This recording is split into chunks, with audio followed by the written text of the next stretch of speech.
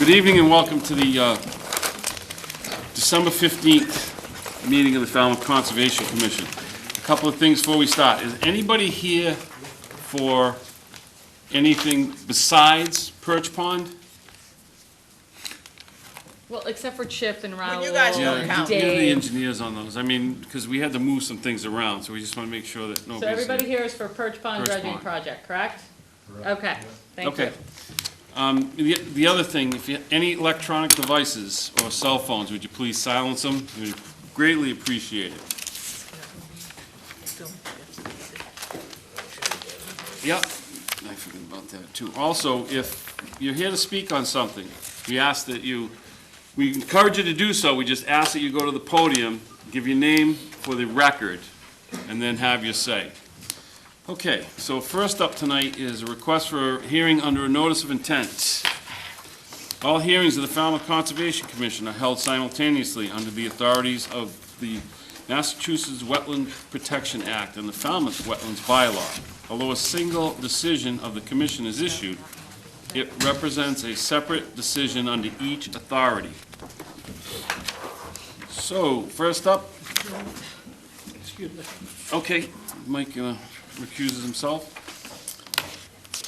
First up is Perch Pond Preservation, Inc., Perch Pond Navigation Channel and nearby beaches, East Falmouth, Mass.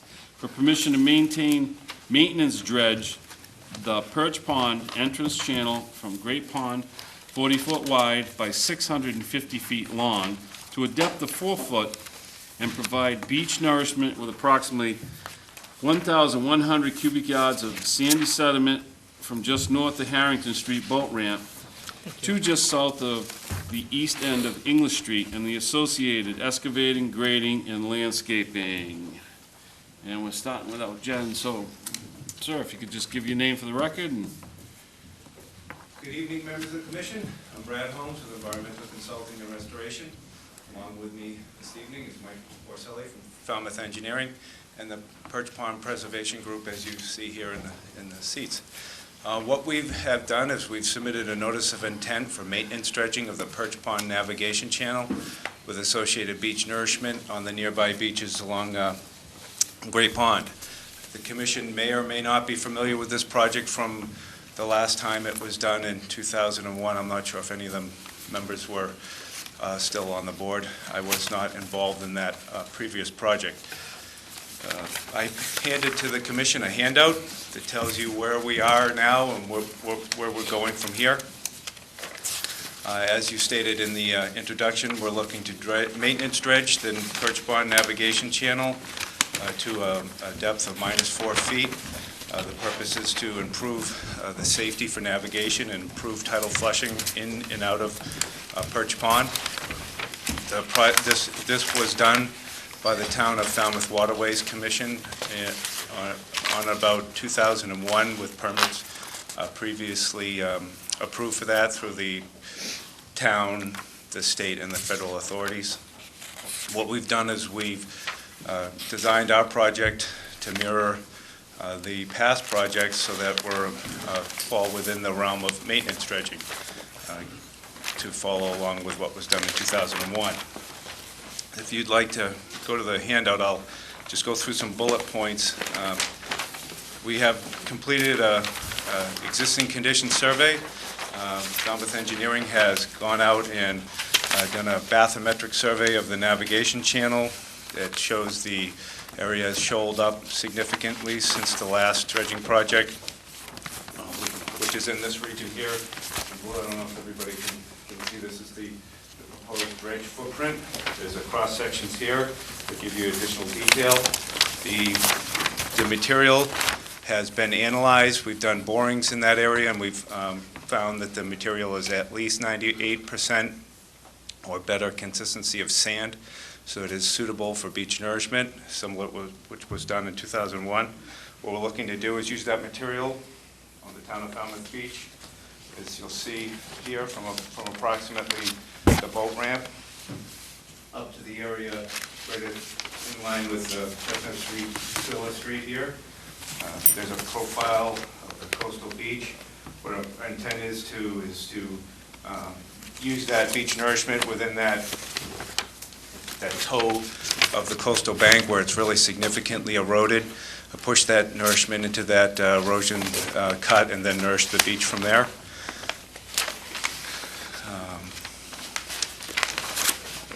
I do know from discussions with the Barnstable County Dredge a little bit of additional information that I didn't have previously. Permits that were included in your notice of intent from 2001 are there's somewhat vagueness to some of the permit sets. The Massachusetts Department of Environmental Protection, the Waterways Program, and the Water Quality Division authorized up to 9,000 cubic yards of dredging, which was to be done over a 10-year period, as would be a maintenance dredge project.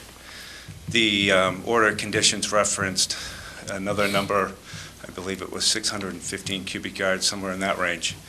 I did have discussions with Wayne Jedke, the Barnstable County dredge operator, because I didn't have a lot of existing conditions data, trying to find an as-built that he may have after the dredge was done. And he does have records. I haven't been able to obtain them yet. But he did inform me that in 2001, they did hydraulically dredge that channel to approximately 1,150 cubic yards. They pumped it up onto the beach. They nourished it. And then they were not able to finish the entire piece, so then mechanical dredging was done. A company by the name of Watercourse Construction out of Martha's Vineyard came in and dredged approximately 300 to 500 cubic yards, put it on a scow, and transported that over to the town beach where they used that material and spread it out over the beach. I am working to get some additional records on that, and I'll update the commission as soon as I get them. So I do have some more information on that. As you'll see in my list, we do have a number of steps already in place, and we do have permits to follow after we hopefully get your approval. What we do have at this point is a DEP file number from Southeast Region that issues a file number with no comments, allows us to proceed with you. We have conferred with the MEPA, Massachusetts Environmental Policy Act Division, and they have determined that the project does not require the filing of an environmental notification form. The reason for that is because it is considered maintenance dredging. We do have a determination from Massachusetts Natural Heritage and Endangered Species Program that the project does not result in a take or adversely impact rare species habitat. And we do have authorization from the Town of Falmouth Board of Selectmen that allows us to submit the notice of intent and proceed with you. We will be, as I said, we will be submitting other state and federal permits as listed below. And as a result of our submittal of the notice of intent, we do have some additional information that we are working on to update the commission. We have received a letter from the Massachusetts Division of Marine Fisheries Service that have asked for some additional testing in regards to a potential cyst that may be within the sediment. They recommended contact of Don Anderson at the Woods Hole Laboratory, which I have done. I've spoken with Don, and it sounds promising as far as the protocol to do the testing, the time of year, and cost for his group to actually collect the samples, analyze the samples, and get the data back to the commission. Haven't been able to do that step yet. We will be following up with him shortly.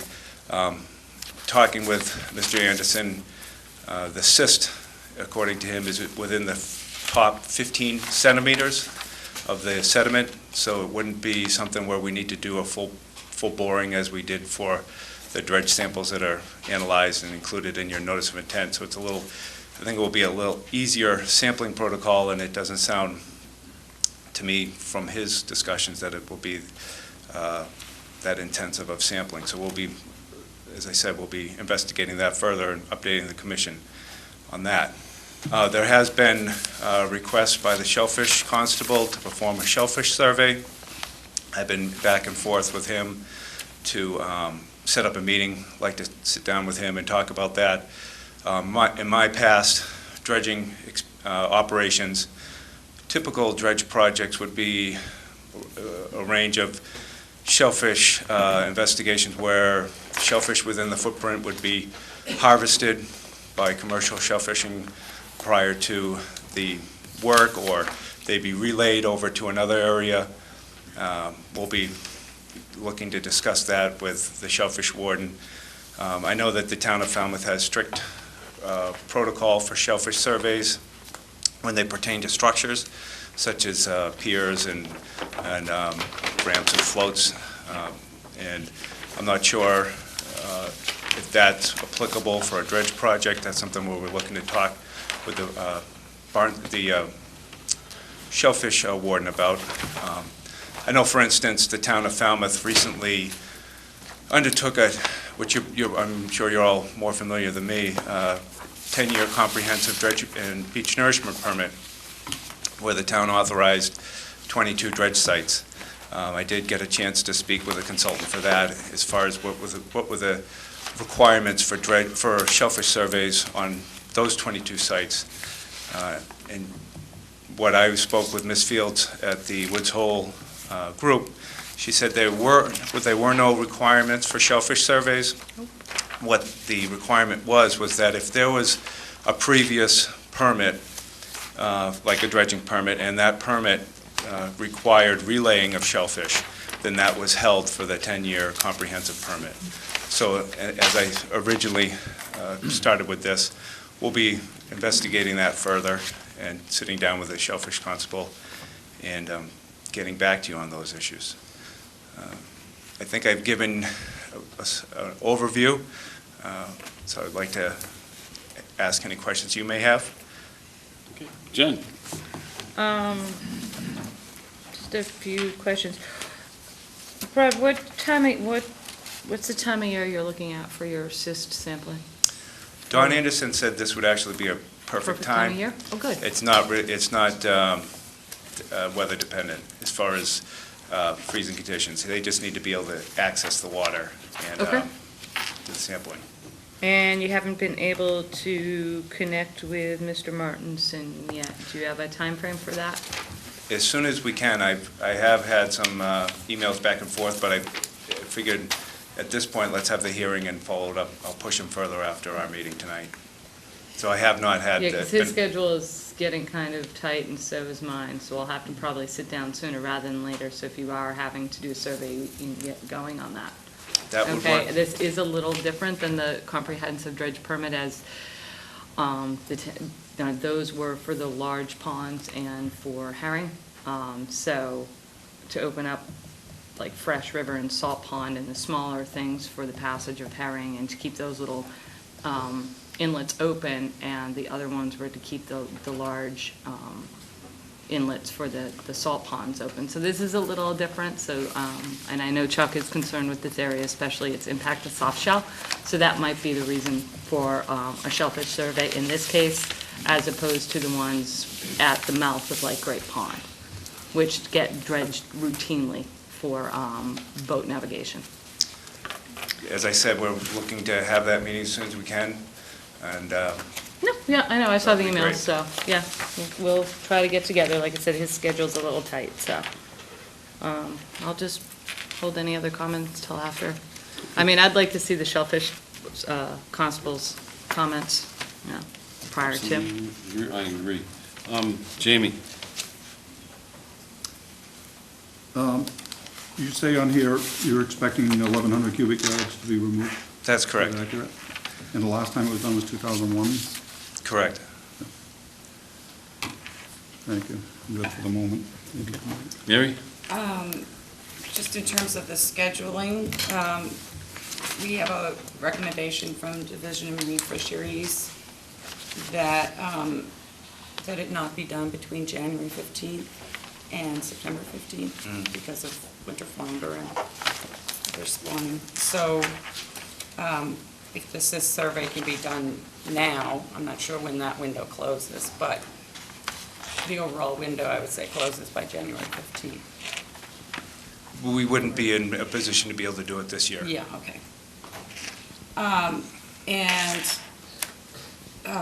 The other question I had was in terms of the beach nourishment part of things, you've got a green size analysis, it looks like, but do you have a beach profile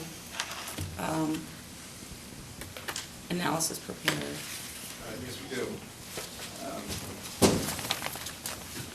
We actually have a survey of the beach with the cross-sections here. The area was analyzed because we wanted to make sure that we'd have enough available space to be able to use that area to handle the amount of dredge material. And as Mike Borselli has calculated and surveyed, yes, we do have the available space for that. That's all from me. Betsy? Okay, well, I have a lot of questions. Sure. But I'll follow up on that one since we started with that. Normally, we only allow beach nourishment above mean high water. And also, normally, we mark in the field where mean high water is. And that wasn't marked in the field. And a lot of the space, I know you have the nourishment well below mean high water. And so maybe Mike could recalculate whether it could all fit above mean high water. And, We can look at that. okay, and that moves me on to my second issue, which is the shellfish issue. And we do have a strict protocol for structures, which I'm very familiar with. And I would like to see shellfish surveys, not only in the dredge window, the dredge footprint, but also shellfish surveys done along this area, because this area used to be a big, where you want to nourish, used to be a big soft shell clam area, and after the dredge was put there 15 years ago, sort of wiped out the soft shells, and they've just been coming back recently. And when you do have a survey, or when you have a plan for a survey, I would like to require that we look over and approve that sampling plan. Sure, that's something what I haven't been able to connect with the shellfish warden. Well, As soon as we have a protocol established, we can, before any work or any surveys would be done, if that's what's going to happen, we would definitely make sure that everybody's on board with it, because I'd hate to do a survey, come back to you guys, and you didn't agree with the protocol. Right, So that's that would all- be that's all something I'm where we asking. would, right, where we would, If you could just submit it to Jen, and then she could give it to us, and we can make comments on it. sure.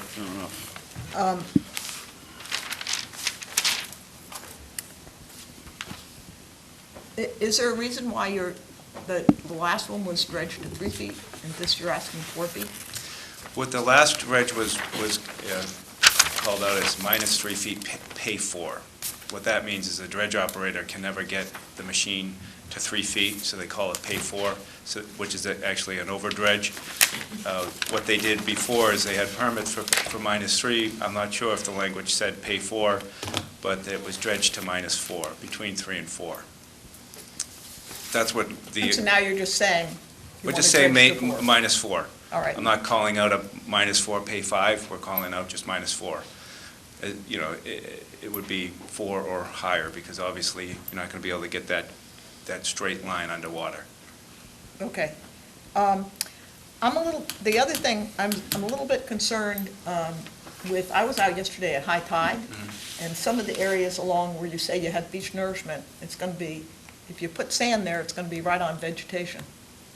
I mean, not only are you going to be burying soft-shell clam habitat, you're also going to be burying live vegetation. So I'd like you to look at that footprint again. Sure, you can look at that. I actually walked the site and flagged the area with yellow flagging. It was located and put on the plan, but we can take another look at that. Yeah. And another question I have is, have you done any analysis of aerials from 2001 through now as to what happened to the sand? What happened to this area in the last 15 years? No, I have not. I would like to see that. I mean, because this is, I don't know if you've ever been in that area when it's stormy, but it's an area that's very subject to a lot of fluid sand movement. And, you know, I would like to know how long sort of it lasted and how things changed, particularly, you know, some of those areas to either side of your dredge area. We can do an analysis. I do know that, you know, coastal beaches, as you know, are very dynamic. With all the increased storm activity, you probably never had cuts in along here. Things, you know, I can't, And you know, sea level's coming up too, right? Right, so it's very difficult to give you an answer. But I do know that it has been dredged in the past. We're looking as a maintenance project. But we can look into some areas and maybe we can get some additional information that might help to respond to that request. Okay, and, let's see. Oh, and one other concern is that this has recently been open to shell fishing. I mean, Chuck will talk to you about this too. And that's where, I mean, this is the best area in town for soft shell. And since it was just recently opened, probably it's, a few people that I talked to who, commercial fishermen, said that it's probably about 70% depleted now. So, I mean, if there were a survey tomorrow, you know, the density wouldn't really reflect what that habitat is capable of supporting. But we just have to see when you do a survey. what the Sure, we'll results find come out up. what he says Yeah. and go from there, right? Yeah, that's all, thanks. Maureen? Most of the questions were answered. The Commonwealth of Mass, the Division of Marine Fisheries, I think gave me a lot more questions than when I first read your narrative. And I think by what they said, that there's really only a window of the month of December is the only time that you can dredge, so, I think it's November 15th through to yeah, it's January pretty 14th limited. or something. Yeah. And then the other question that I had in here is, the marine fisheries was wondering, their secondary impacts to coastal resource associated with the dock construction, dredging, and boating. And I noticed further in that, you know, you're dredging to 4 feet maybe, but as you get deeper, further into Perch Pond, in Great Pond, there's only 1.5 feet of water, or 2 foot. So is this primarily just for flushing, or is it for navigation? It's for a number of reasons. Okay. For safe navigation, tidal flushing, it all kind of works hand in hand.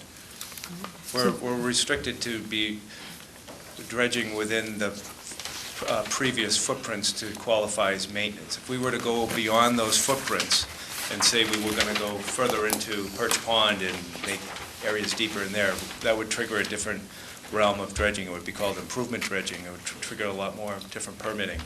We're not proposing that. We're proposing to work in the footprints that were already done. And I don't have all the records. I have done some preliminary research. I haven't been able to go through the town of Waterways files.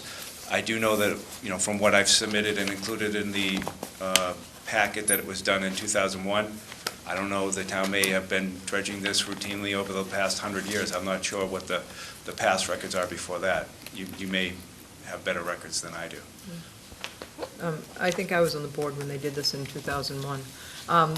And one of my other major concerns was the marine fisheries. Again, they were, one of their bullets was to avoid slumping on the nearby salt marsh and not to dredge within 25 feet of the salt marsh. And I scaled a couple places, and it's only, you know, some places it's 10 feet, 15 feet. So I was wondering if you're going to try and avoid those, and when you say you're going to dredge to 4 feet, it's, I've worked on dredges. It's not that easy. It doesn't just go along like a butter knife at perfectly 4 all the way along. So there may be places like right off of Builders and Developers, Inc., that maybe that can be narrowed in a little bit, I don't know. But that's very close to that salt marsh. Well, we can look at that, and as you'll see in the profile here, it's not a 4-foot wide cut, although, Right, it has so you repose. have, 2-to-1 slopes, Slope, so that, when you calculate that out, that probably would be, somewhat to where they're looking. But we can, we'll take those into account. We're also, as I said before, we're also going to be going through Army Corps of Engineers, the National Marine Fisheries will look at this as well, and along with the permits we'll be receiving from the state, Division of Marine Fisheries will also be commenting, Massachusetts Division of Marine Fisheries will also be commenting through the other state permits. So we're not going to ignore those. I think and then the next one was the cyst, and, it'll be interesting to find out what that information is that you receive on that, because that'll make a big difference to me, because you're not relaying shellfish at that point. It's not happening. The marine fisheries, to be honest, after reading that, this didn't look so exciting to me. I felt the same until I spoke with Mr. Anderson at the Woods Hole group, or the laboratory. He gave me hope, but Which laboratory is he at? he's at the Woods He's at Hole. Hui. He's at Hui. Yep. Okay. All right, I'll look that up. Yeah, yeah, I mean, you couldn't get a better person than Don. He's the. Internationally renowned on this subject. He's Mr. Harmful Algal Bloom. He's aware of this area, from what my discussions were with him, and he knows it quite well. Yeah. Okay, thank you. Kristen? Again, most of my questions were answered too, and it sounded like good, but this marine fisheries is concerning, so I guess when you come back with the information, that'll be easier to look at. You're doing this for two reasons, one for navigation and the other for, is that right, or? Correct. Right now, that at low tide, it's only about a foot or less. We're looking to have safe navigation at all tides and also to increase tidal flushing. When that is restricted, the pond isn't as healthy as it should be. So it goes hand in hand. All set, Kristen? Courtney? I know most everything here has been covered. I'm not going to add anything. Betsy, you had something else? I have two more quick questions. One is, I'm wondering, Jen, Yes, ma'am. if you could have Greg comment about the boat ramp, the Harrington Street boat ramp? Sure. Because I talked to people. What would who- you like Greg to comment on the Harrington Okay, Street well, I program? talked to people pulling their boats there, Mm-hmm. and they said that there's a lot of sand that restricts pulling your boats in Launching low and- tide, Okay. launching and pulling in low tide. Okay, I'm sure that when Mr. Holmes, Chuck, myself, and Greg will probably be there, but I will bring it up to Greg Okay, anyway. and I'd like him Boat just to ramp, comment on boat that. Sediment restriction, got it. And my other question, Brad, right, Correct. is so you mentioned water quality. I meant to say this, I had this written down initially. Are you going to be providing any information about how water quality might change with this? And I'm sorry, how would you like, what were you looking for Well, I'm in just that? wondering if, I'm not saying, yes, that you are or aren't going to do it, but if you were going to do it, you would provide some baseline information about the water quality at present and how this is going to be improving it. Sure, actually, Don Anderson had a point on that. I think he said that the town used to do sampling in that area. They've stopped. Maybe if the town would like to investigate, the water sampling Who again. in town did it? that would I be can say something. that I used to do it 15-plus years ago, and I don't know if it's been done after that. Yeah, I don't think- So, I don't think it's been done. In all honesty, that would I be don't think something there's that any town DNR would Can we ask them to have do records on, but Yeah, I don't think there's any town program. There's not a There's been a town program. volunteer program. I noticed somebody back here had a Buzzards Bay something. she's not here anymore. Oh, okay. She'll be here tomorrow. But- Get them off. But there is a townwide water quality program, but I don't know whether Perch Pond, Yeah, I don't know if In they that do or not. Perch Pond. We can investigate it, maybe the town would, start it up again, or I haven't proposed that. yeah. And the Well, I town's was just doing it. wondering, since you mentioned water I quality. think you're doing it. That it would be nice to know whether it actually You could offer that. improved the Council's water not gonna- I quality. Yeah, think we it'll could be look part into of the requirement of a notice, like we. Yeah, well, that's what, monitor. I'm just bringing that up. Yeah. Well, and if it is going to be, then we have to give some direction as to what information we would need, that you would need to do this year before the dredging took place. Sure, maybe we could follow what the town has done with their other, 22 other dredge sites. If there's any other standards that you may have that we could mirror on that, we could look into that. Those dredge sites are being dredged strictly for navigation and not water quality. I think what Dr. Gladfelter is trying to say is if you want to come in and say that you're doing this to improve water quality, there should be a baseline done to say, yes, we did do the dredging, we can prove that it did improve the water That's quality. exactly, Is that what you're that's saying? exactly what I was trying to I mean, say. you keep saying I- water I quality. missed that. Well, Yes, that was my problem, We too. can look at that. And I will say that pond watchers and/or Pond the, watchers. it's either pond watchers or the Coalition for Buzzards Bay. Try both those organizations. They may have data in, I don't know if they went as far up as Perch Pond. I can honestly say that the town did it under a small program that I don't think has been in effect in over 10 years. Yeah, I haven't heard the town So, doing but that. pond watchers and the Coalition Buzzards for Bay, Buzzards Bay. Coalition for Buzzards Bay Watchers, so they might be just on the Buzzards Bay side. Pond watchers might be the better one. They were doing Great Pond, and that data was used to look at the MEP report for when they were doing the TMDL for Great Pond. So that, I think they're out of UMass. Okay. Okay? Well, thank you. Jamie, do you have something else? Mary? I was just wondering, we've been talking about aerials to see what happens to the beach material and whether there's, doing another analysis to see if the beach material is going to fit. And I was wondering if there was any thought given to alternative places to deposit that material. There were some thoughts. For instance, would you take it and dispose of it at a landfill? Or, the costs get significantly insane. That's not what I was But I mean foremost in that, my mind. I meant another More on an beach. open beach. More, yeah. Like an open beach. well, what we're yeah. trying to do is mirror what was done in the past. And this is available area next to the dredge operation. And again, we haven't investigated other areas. I think it gets, the cost for trucking of sand make it so that the project may be prohibited. But if the town has some other areas, maybe, that might be needed, we could investigate it. Okay, I'm just thinking that, if it may actually be contributing to the problem there that you're trying to solve. And Yeah, it's there, gonna flush right back to close it up again. and it might make more sense to at least think about an alternative place that would be, other than just sheer disposal. Sure, we can look at that. My thoughts are, is when I walk the beach, I see a coastal bank that has a significant undercut. It's destabilizing. Could use some stabilization, some nourishment along the bottom.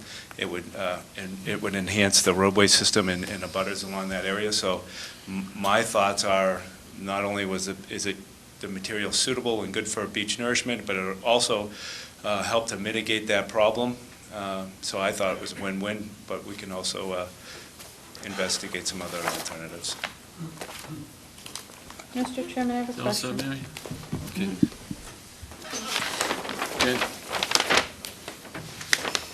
Brad, so you're gonna do this by clamshell? What we've proposed is that it would be either clamshell or hydraulically dredged. And is there a hydraulic dredge available other than the county around here? There is? Yeah, Okay. there are private companies that Okay. have hydraulic dredging, yes. And I'm supposing that how you're gonna get your equipment on the beach is gonna go down the Harrington Street boat ramp and onto the beach? Yes. Okay. All right, that was it. Maureen? Jen, is there a moratorium on docks in Birch Pond? No. No, okay. I just read that sort of quip in the, and then the other thing, did we get any feedback from the Shellfish Association, the Commercial Shellfishermen Association? Because I know when they were gonna do Washburns out that way. The commercial guys? Yeah, Not as a group, Okay. no. because, again, this is the predominantly most prolific soft shell clam area we Some will have. be commenting tonight. Oh, okay, thank you. Okay, anything else from the commission? Before I finish, I know there's some members of the Perch Pond group that may like to speak Yeah. when you're done. To me, I'm hearing a continuance here, okay? So I want to take a vote on that, and then we're going to open up to the public here. Or So, take a motion on it, not a take a vote. motion, I'm I would sorry. take a motion. Take a motion on it. So let's get a date. We need a date, that's what I'm working on. Okay. Mr. Holmes, what date's going to work for you? I mean, how much time do you think you need to really kind of solidify your protocol with Mr. Anderson and meet with Chuck and do all that? Do you want to have that information in place before you come back, or are you fine coming back and giving them an update of where you are, or? I was thinking a month and request a continuance for a month, and then if we don't have that data, then I'll request another continuance. Okay, sometime. unfortunately, it'd be a little longer than a month. We're looking at the 27th of January. Okay. Is that fine? Okay, the request for the applicant, I make a motion to continue this to the 27th of January. Second. So we have a motion and a second on the table. Okay, so I'm going to open this up to the public. Anyone from the public want to comment on this project? Sir? Just, to the podium, and just give us your name for the record.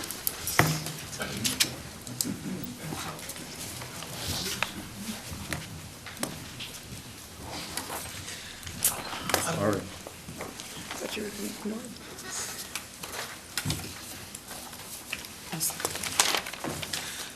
I'm Peter Walsh, a 115 Titic Path, registered voter, and I've owned this home since 1998. Sir, before you start, could you have another copy for Mr. Holmes, or do you already have that? You guys already have it? You have it? Okay, thank you. I appreciate the Conservation Committee's volunteering their time to examine the Perch Pond access dredging request. I'm neither an official spokesman for Perch Pond preservation nor an expert in marine biology. In discussing the proposal with friends, neighbors, and interested parties, I've attempted to consolidate many comments in order to save the committee's time and voice some comments that others would be uncomfortable presenting. The combined opinion, the dredging the entrance of Perch Pond from Great Pond is in the best interest of the town, nearby residents, and visitors.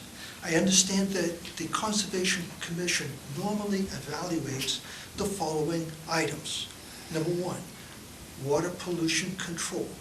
Perch Pond has deep water, but a shallow connector to Great Pond. In recent years, there have been more days throughout the summer that unpleasant odors are generated by the pond. The last time the access was dredged, the flushing action cured the odor problem for years. This is not a magical cure for all pollution, but it mitigates some of the pollution. Because the town is not paying for this mitigation, is beneficial to the town. If more small communities were to mitigate pollution, it could postpone a huge town outlay to abate townwide pollution. Number two, erosion and sedimentation control. Along the western shores of Great Pond, erosion is threatening to wash out streets and convenient public beach access.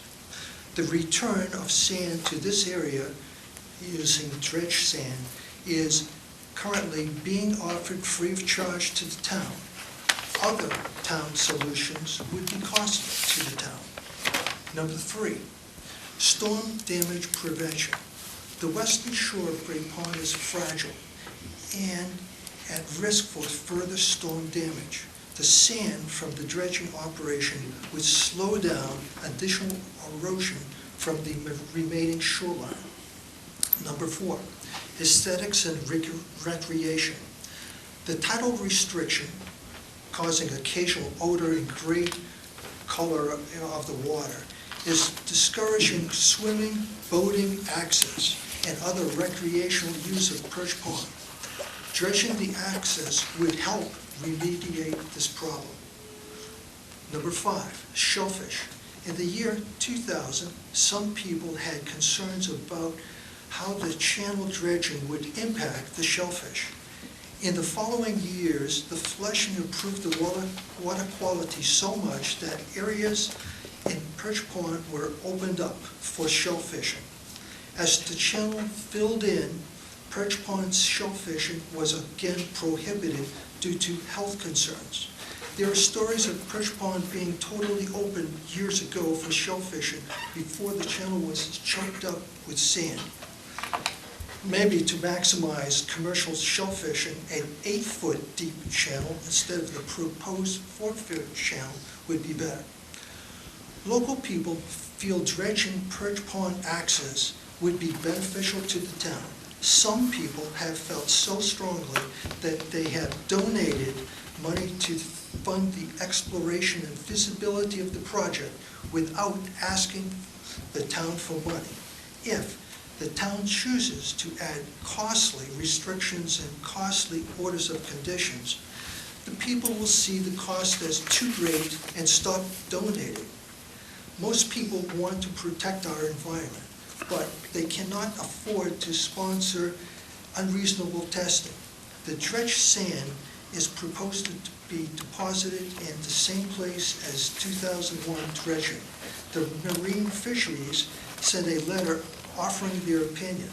They recommended a never-before-required study on the Alexandrian cysts. This arbitrary recommendation is not consistent with past requirements for dredging at Perch Pond or the most recent Bournes Pond dredging. This capricious suggestion has no recognized testing standards or remediation methods. Alexandrian cysts are the seed spores of the red tide algae. The Marine Fisheries cited a 1997 research paper by Don Anderson. They did not cite a much more recent paper, Harmful Algae 2011, co-authored by the same Anderson, that now says that primary cause of red tide outbreaks were due to available nutrients and temperature, not the quantity of the residual Alexandrium. In essence, the quantity of the Alexandrium cysts doesn't matter. The recent Bournes Pond dredging was town-funded. If the town wants to encourage dredging and other betterment projects by private funding, it should weigh the consequences of too many costly requirements that would kill these beneficial projects. Thank you for your consideration.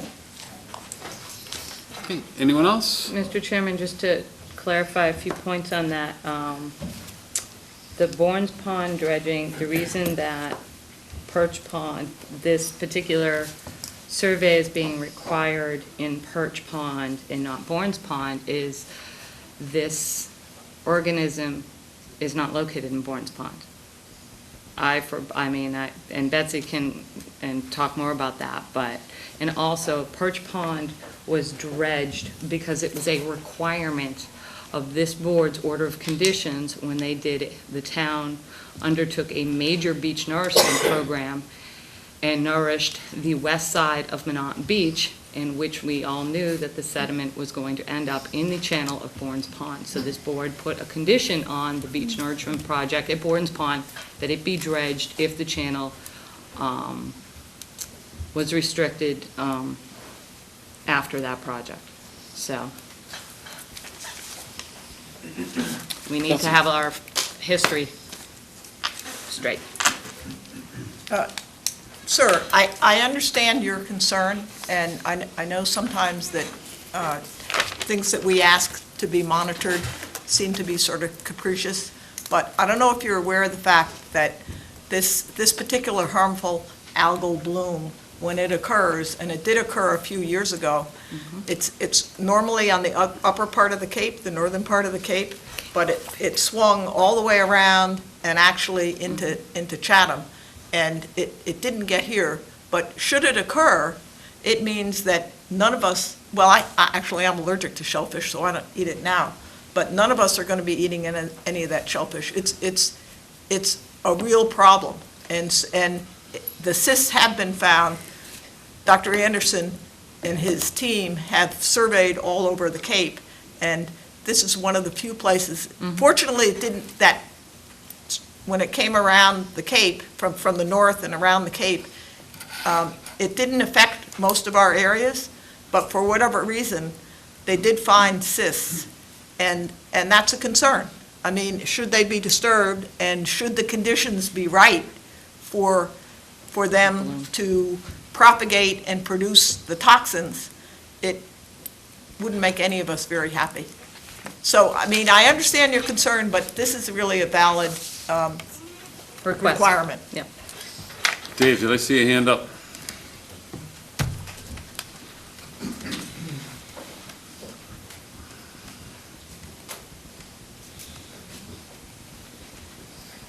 My name's Dave Brown. I've been a commercial shellfisherman in the town of Falmouth for about 35 years. And this is the most prolific soft shell clam bed we have in the town. Last year, I don't have the facts or the figures for this year, but I know last year in November, December, it produced over 1,000 bushels of soft shell clams a month. And my concern, besides just the area, this project here, the last dredging never was even close to that. It wasn't 40 feet wide. It was probably about half of that. And the dredging stopped. See, you're coming in this way. Yeah. So it stopped right about here because the bucket dredge couldn't make it where it's so narrow. It stopped there and just reached in. So it never went through that big tidal delta that's inside there. This here goes all the way through. Goes all the way through to the deep water. And of course, my concern also is the red tide spores that are laying in there and bringing them out into the bay. But again, it's the soft shell clams. And the other thing, as far as mitigation, we've never, ever had a successful relay of soft shell clams. They don't take. They're not like oysters or hard shells. That it's very successful. Soft shell clams, 95% death rate. So those are my concerns. So if this does go through, I'd like to see it much smaller, much smaller. I understand people want to get their boats in and out, but that's a lot of bottom we're losing, a lot of productive shellfish area. That's a lot of money. All right, thank you very much. Thank you, Dave. Thank you. Anyone else? Mike? Clarification on something?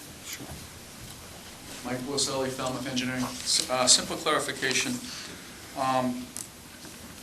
Betsy had said that you don't allow nourishment below mean-high water. I'm not sure that's true. I think it's allowed, and I didn't know if you could point to a specific reg on that. I don't think we've ever allowed it on ours. I'd have to go back and look at them. I'm thinking of one project that you may have allowed it, I mean, but we I'd always, have to check. we always try to do it above mean-high because there's more, you have to go to chapter 91 and get a permit to nourish below mean-high water, but it's done, I wouldn't say routinely, but it is done on. I think the board, Mike, Maybe tries to, it's not routinely done, you are correct. Yeah, but it can be done, We'll see. because that would complicate things for having room to put it on the beach, if this is the place it makes sense to put it. It's narrow, and putting it just above mean-high water, it would have to be thicker, obviously. You want something? Betsy? Well, yeah, but I want Mike to stay up. So I think the point Mary was making is just to investigate if there are other Yeah. beaches in the area that might not be soft-shell clam habitat, that might be Sure. nearby, that people might not mind accepting Yeah. beach nourishment. When she was saying that, I was actually writing that, because I know there are other further beaches south- around that aren't. Further south on the western shoreline, there are other projects where people are concerned about coastal bank erosion. In fact, I've met with Pete McConaty on 3. This was one of them, and he was fairly supportive as an engineer, if you will, for eroding of the coastal bank. And we're working further down there's, further south on the west side, there's another eroded area that might have an opportunity, and it might be a. Mike, aren't you something going to the consider. Board of Selectmen on that one shortly? Yeah. Yeah, okay. Yeah. So That might be a I good was thing more to concerned investigate. about the youth thinking there was some prohibition about nourishing below mean Well, high water. normally we don't. But I am concerned about the fact that it's covering up soft-shell Yeah, I heard clam. that. And I the just- problem is soft-shell clams, they don't reset because they're much more sensitive to their environment than, Yep. than quahogs that can just clam up and Sure, Bury themselves. hang out for a while. sure. I don't And- understand that, but I heard what you said. Yeah. I'm just looking at it from a volume point of view and, without regard, I know it's important about soft shell, but just the geometry of where to place it and where mean high water falls on that profile. Yeah. That- Well, but, yeah. Also look around other areas near there, but not where that soft-shell clam habitat is. Sure. Thank you for that. Yeah. Appreciate it. Mike, look south. All right. Anything else from the public? Yes, sir.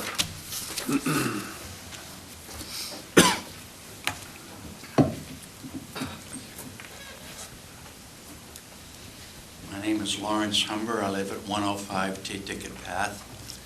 We've lived at Perch Pond for 17 years. When we arrived, the pond was filling in. You could clearly see a sandbar at low tide, and then you could see it, unfortunately, at high tide. So the pond was clearly filling in. My question to the board is, if the dredging is not done, I mean, I'm heading towards 80, so I probably won't be affected by this, but when the pond finally fills in and the sandbar finally fills up and new water doesn't enter the pond, what then becomes of the pond? And that's my question to the board. You want to answer that, Betsy? A storm will come and go over it. Sea level's coming Natural up. process. In my lifetime, I won't see it either high enough, but sea level is gonna make this. It won't close completely. Water will continue to flow over there. Well, I know that my wife and I, Sir, you need to go up to Yeah, the mic, I'm yeah. sorry. I'm sorry, No, it's okay.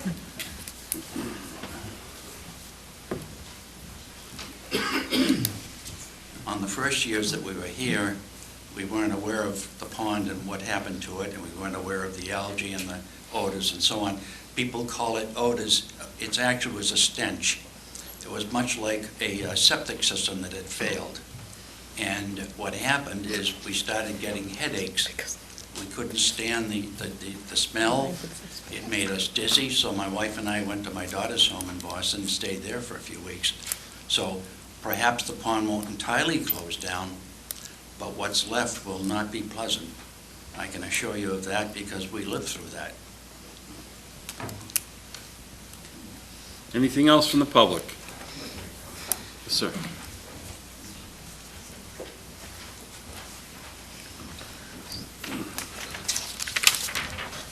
I'm Matt Sluber. I live at 95 T-Ticket Path, and I'm president of the association. And so I've been heavily engaged with this project for some 4 years now, working with the local pond residents, many of which are here tonight, on the concept of dredging, for many reasons, right? Mine is, I love the pond. I've been there for 6 years now, going on 7. My family has used the pond consistently since we've been here. It's a wonderful place to bring up a family and use. Over the time that I've been here, I've seen significant degradation of the quality of that pond. It's easily seen, as most of you can. In fact, I forwarded a picture to Jen and several of the selectmen and other people of kind of the entrance of the pond today, and when you get the moon low tides and other low tides, there's significant interruption and flow of that water into the pond. So I took it upon myself 4 years ago to go around the neighborhood, and I've got letters dating back to whatever that basically stated, look, we got to do something. We got to band together to get this thing done for the betterment of the pond, and candidly for the betterment of the people that live on the pond and use the pond. And it's a very active pond. I don't know if you've been in there or not during the summer months. It's very active and heavily used. So we took it upon ourselves to work hard to try to find the funding to get this done. And ultimately, after over 2 years of getting the funding, or working towards getting the funding, we were able to raise enough to go through the exploratory phase of this. We had enough people with the interest to make that happen. So in April of, I think it was April 18th of 2014, as we were going through this process and one of my fellow neighbors was looking to permit a dock, the selectmen that had a chance to kind of review the pond, the entrance to the pond and the proposed dock, actually encouraged us as a group to dredge the pond. They told us, and those notes actually exist in the selectmen's meeting notes of April 18th, 2014. They encouraged us to move forward with doing that. Again, so that kind of really propelled the movement and banded the group together and kind of pushed the final funding for the initial exploratory piece over. Again, about 4 or 5 weeks ago, when we were in the meeting with the selectmen about the concept of using beach renourishment as a phase to get to you folks, they encouraged us again and actually applauded the group for the efforts that we were taking forth to make sure that we were doing it right, number one, and number two, that we were using our own funds to do it, which helped the town out significantly. So my only comment is in this, that this is a movement of pond residents and interested parties that want to see the pond taken care of, are very interested in nature, very interested in the health of the pond, very interested in clamming, because I, like many of these people here, clam. I love it. I enjoy it. I use the pond. I clam in the pond. I don't want to see that degradation. I don't want to see that. We as a group are very interested in making sure we do everything correctly. As you can see, we've invested in both an environmental scientist and a great engineer to make sure we're doing everything right. And we've gone through countless measures to make sure everybody along the way has been aware of what we're doing for the last 18 months to 2 years. So my only concern as we move forward is we want to do everything right, and we want to take everything into account to make sure that the project is done correctly. But what we can't afford down the road is a scenario that constantly either delays the project for another hurdle or creates a cost barrier that just is beyond our ability to fund. So with that, I just ask that, ask for your support clearly, but that you also help us with protocols so that we don't keep going back at things that create more cost, and also assist us with guidance on how you believe the best way to get this thing done is. Because all we care about is the pond, getting it done, and the families that live around that pond, and the fishermen, candidly. We're not looking to interrupt their lifestyle or their livelihood. Thank you. All right, anyone else? Going once, going twice. Okay, we have a motion to continue to January 27th on the table and a second, correct? Correct. All right, so I'm going to call for the vote then. All those in favor say aye. Aye. Opposed? Abstentions, unanimous, so moved. Okay, so we'll see you back on the 27th. Thank you. Mr. Holmes? Come here for a second, if you don't mind. My schedule's coming up is really tight. I'm going to recess for 2 minutes. All right. We're going to recess for 2 minutes so we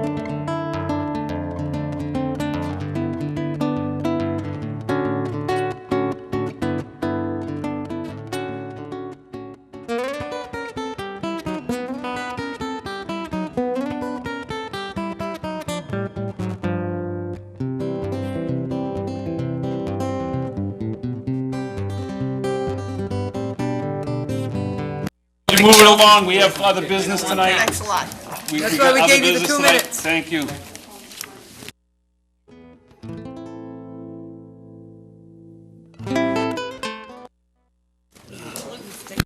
Okay, we're back in session. So, Naturally. next up is a request for determination of applicability. This is the lesser of the two applications. What you want to hear is a negative, oh, thank you, Jen. A negative determination.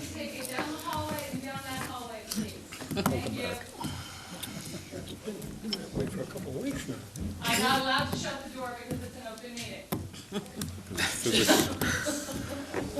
Okay, first up is William and Kathleen Magoo, 59 Gull Road, Falmouth, for permission to add house addition and associated clearing, grading, and landscaping. Jen? Which one is this? I can't hear. Gull Road. 59 Gull.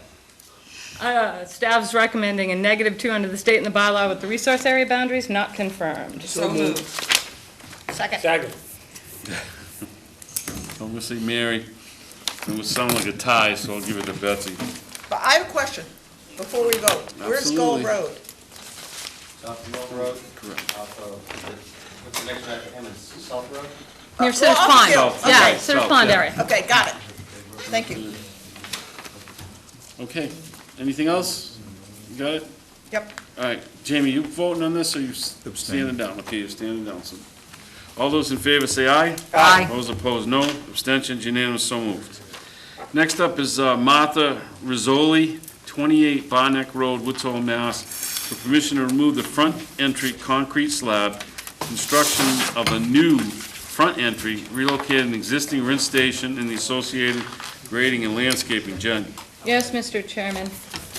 We are recommending a -2 under the bylaw, a -3 under the state, with the only requirement that if excavation is required, a notice shall be filed. We did have them file some documentation on the existing foundation where the structural,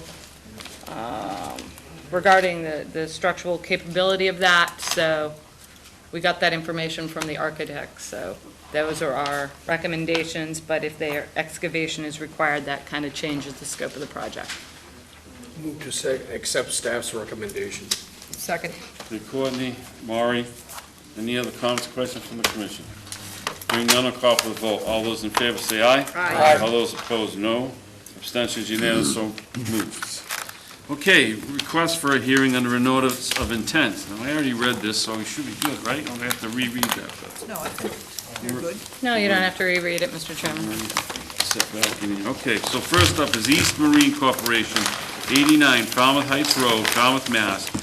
Permission to reconstruct and maintain a 315-foot-long bulkhead that includes installation of vinyl sheeting, replacement pilings, replacement tie rods, utilities, drainage improvements, dewatering methods, and the associated clearing, excavating, grading, and landscaping. Thanks, Ron. Thanks, Ron. Jen? Excuse me, sir.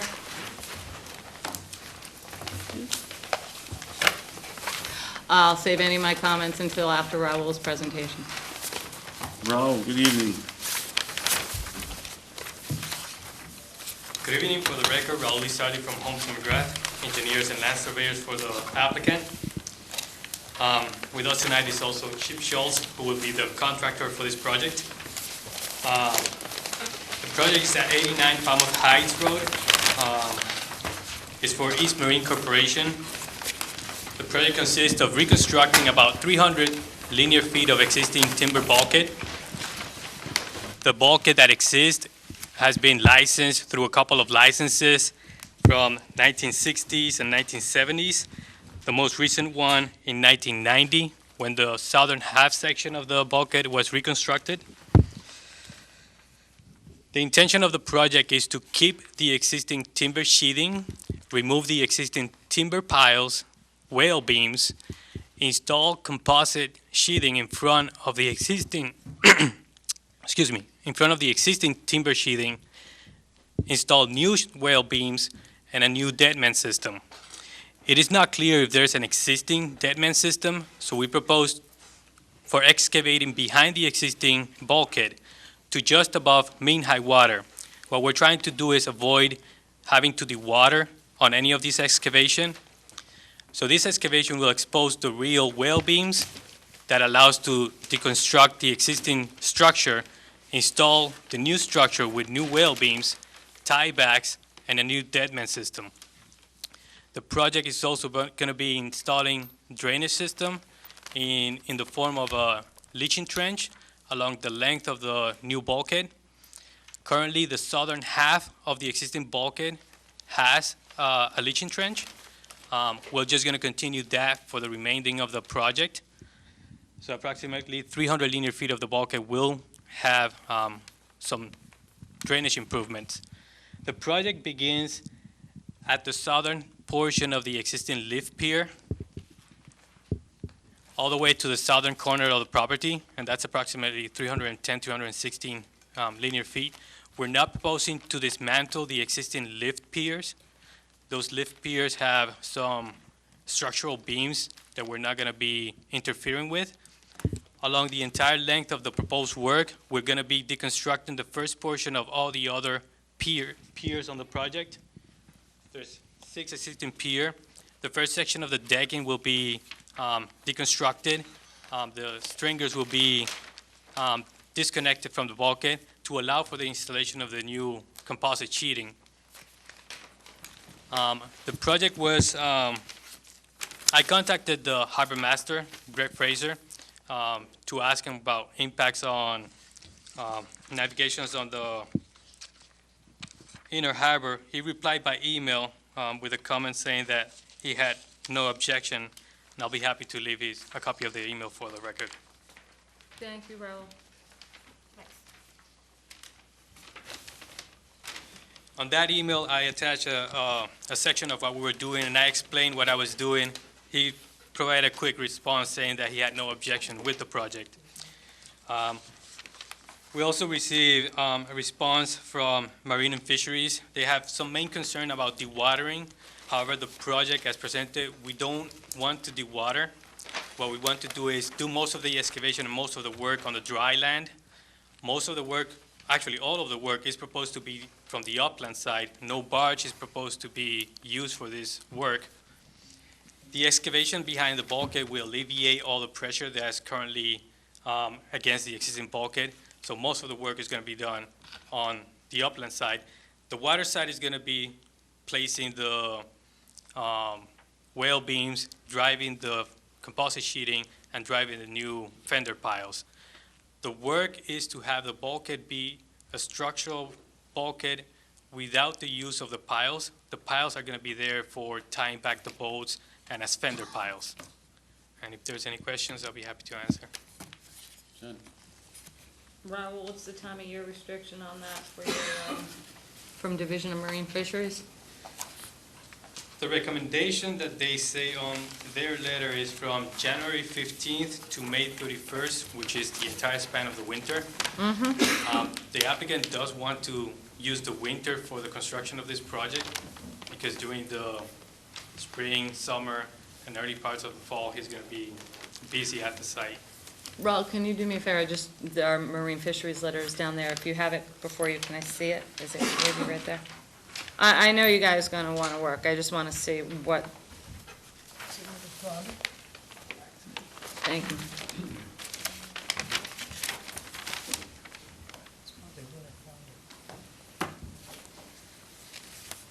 Dewatering of the soft-water saturated substrate will disperse a fine-grained sediment plume around the bulkhead. In addition to silt curtains, a no in-the-water activity time of year restriction from January 15th to May 31st to protect winter flounder spawning hamadach. Do you think that driving the pilings is going to cause sediment in fine-grained sediment plume in your bulkhead? No? The contractor doesn't believe so. Okay. The installation I know, Chip. The installation of the composite piles has been a sheet construction. It's very minimal impact to the bottom. The piles are 1/4 inch thickness, and it's just a sheet pile, and it's driven pretty easily in this site, given that the soils are mostly sandy soils, medium to coarse sand. They probably dry pretty easily. They don't cause much disturbance because we're keeping the existing timber sheathing.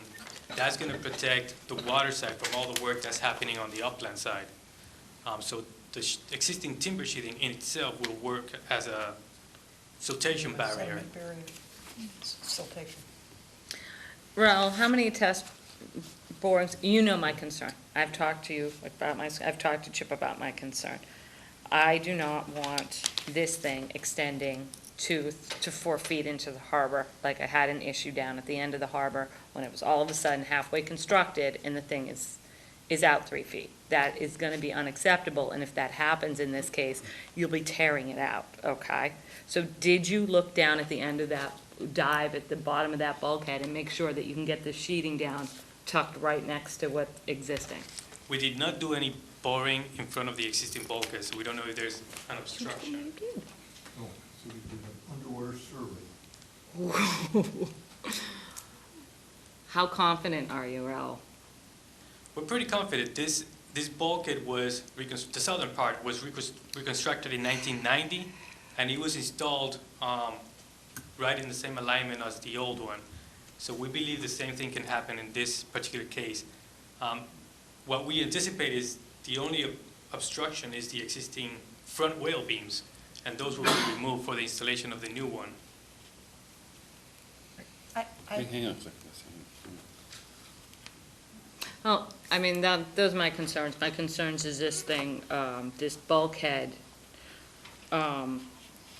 extending out into the harbor more than anticipated by the applicant, the representatives, the contractor and everything. And that just comes from experience. So those are my concerns. The board will have to decide on the time of year restriction, and that's all. Okay? I would recommend that if the board is okay with it, we can show when the as-built plan is presented for the certificate of compliance, we show where the alignment of the existing bulkhead that is shown on the plans compares to the alignment as constructed. And we show if it's no more than 10 inches towards the harbor, then we should be okay. Raul, that old bulkhead, did that get installed again in front of the new bulkhead? The one you're talking about in the 90s? They didn't take it, was it put in back or in the front? I'll have to look at the license plans to answer that. Okay, look. No, and I'm sorry to put you on the spot, but that's my concern. If you're saying that you don't believe that the new bulkhead, when going in front of the existing one, is going to be an issue because the existing one was placed in front of that one, I'm okay with that, but I just want to make sure. The existing license from 1990, June 25, is for the bulkhead as it exists today, and it was placed in front of the old bulkhead. So It was placed in front of the old bulkhead, okay. So there's no old remnants in front of what's there based on that That's what I plan. wanted to hear. Thank you.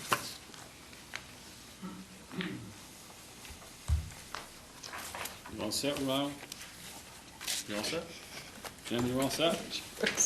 Yes, I'm all set. Go ahead, Betsy.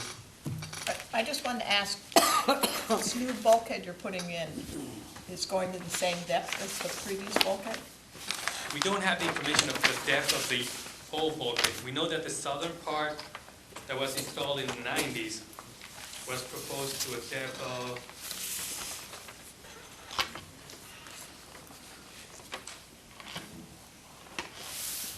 minus 19. So that's from elevation minus 4 to minus, so it was 15 feet driven.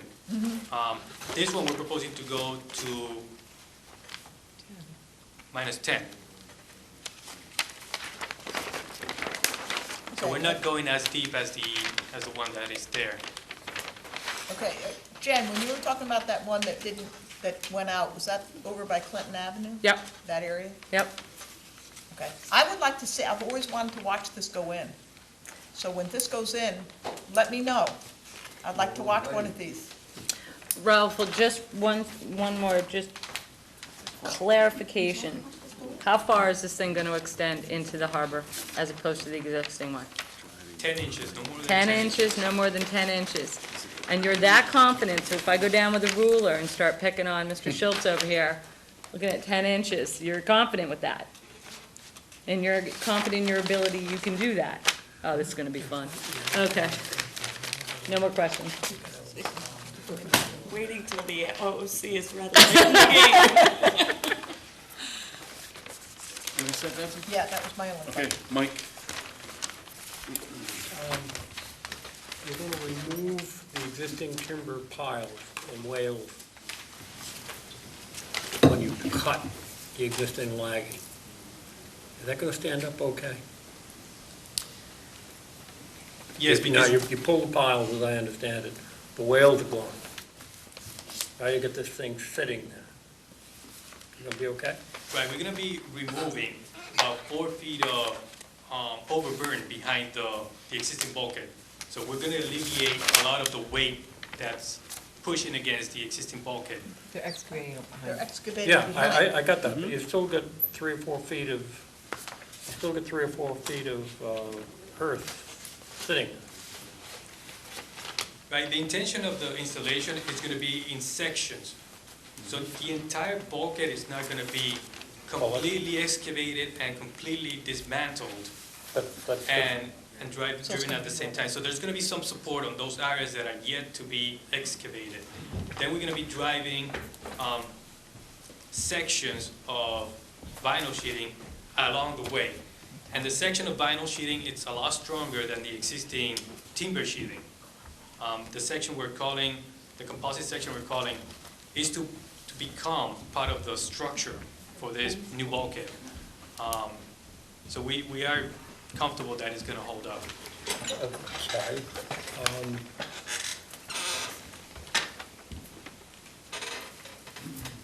No plans in the future of dredging, that sheeting is pre-shell. You've There's- got, you watered what you got, and you're not gonna come back and, Right, there's no intentions of dredging the area. Right now, we have depths of -4 right, right. at the face of the bulkhead. Would you be open to doing some probes along that wall to see how easy that sheeting will actually go in? Some 3-inch pipe or something like that? Pound on it, here's how you got. Chip, you're gonna have to go to the podium. Chip Schultz with W. Schultz Company. We can do that, but it's hard to do it with a dry probe. Usually, we would use a very small jet pump to get down deep enough, and I know that that's, it's gonna make a certain amount of turbidity in that place. But that's the best way to get down 10 or 12 feet without actually taking test bore. Well, I'm thinking if you took a standard penetration test, an A-rod, and drove it with a hammer along the front, you get some blow count kind of data along the point, do it from the edge, and it gives you something as opposed to, Jen's concern is that you're gonna get this thing opened up and then, I'm saying, I'm not trying to make this more complex than it has to be, but We can agree to something like a condition that before any excavation takes place and any deconstruction of the existing bulkhead takes place, one of the vinyl sheeting gets driven in front of the existing bulkhead to find out if it drives that 14 feet or to that minus 14 feet without any obstruction. better than what you got. So, there's an old saying, is one boring is never enough, and 2 is probably too few, what can I tell you? But it's better than where you are, we're just concerned that this is those boards are gonna stay there, you're really doing on a 3-dimensional, and I think you're right. My gut tells me it's okay, but it's not my gut that counts, it's your problem, Right, we could agree to a condition like that we test it before we actually open up the excavation.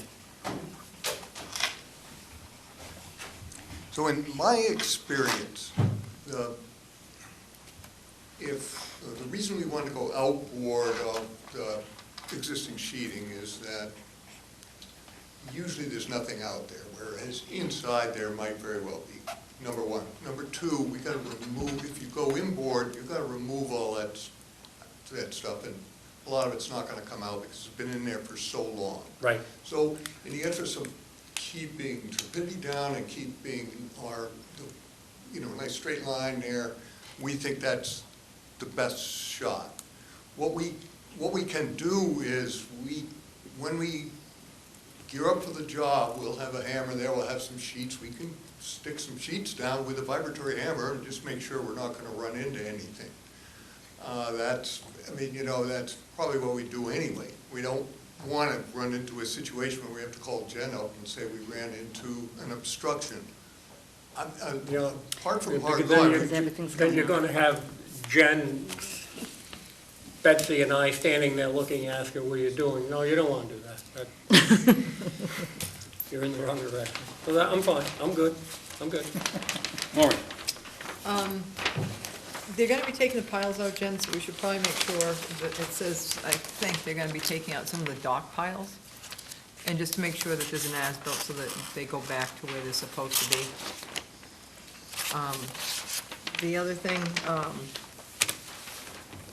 I don't like to, the dewatering can be a total nightmare, and I'd rather plan for it now than when you all of a sudden need to do it, and then it's, where you're gonna put it. I'd like to see it on the plan. I mean, even if you just show it to Jen, but I don't see a dewatering area on the plan. And, if you're gonna use a dumpster, or you're gonna use straw bales with silt fence, but I think it should be on site, so when it happens, you're prepared and you're not, it's already there. And, I mean, you're probably gonna be dewatering. Well, You're we're hoping actually- not, but, We're actually trying to do everything above the water level so that we don't have to do water. right. But I would I guess I would rather be prepared.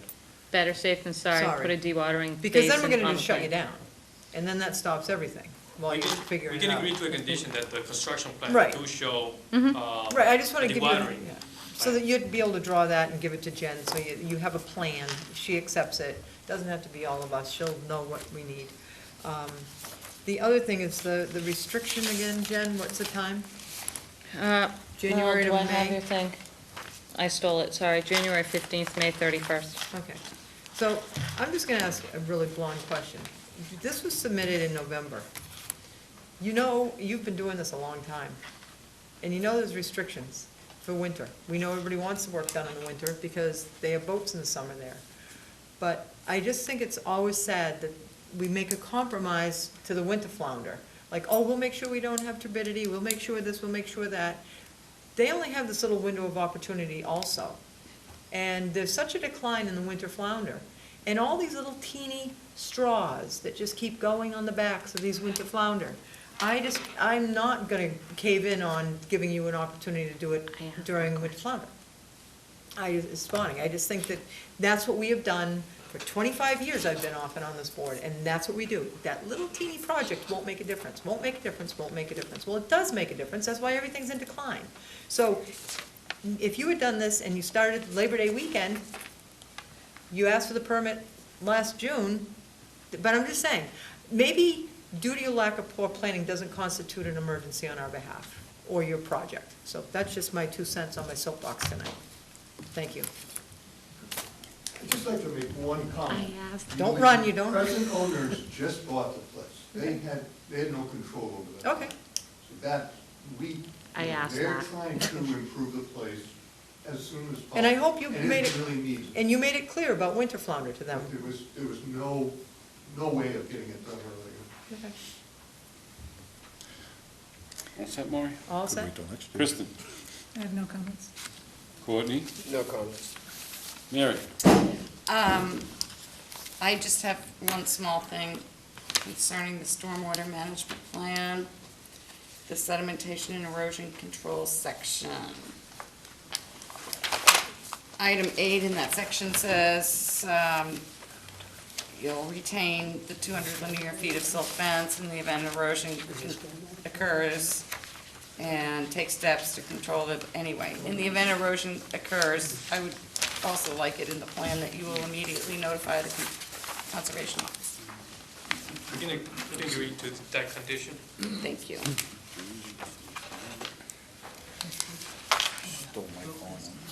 I have it. Okay. That's all from me, thank you. Jamie? I'm good. Okay. What's the pleasure of the commission?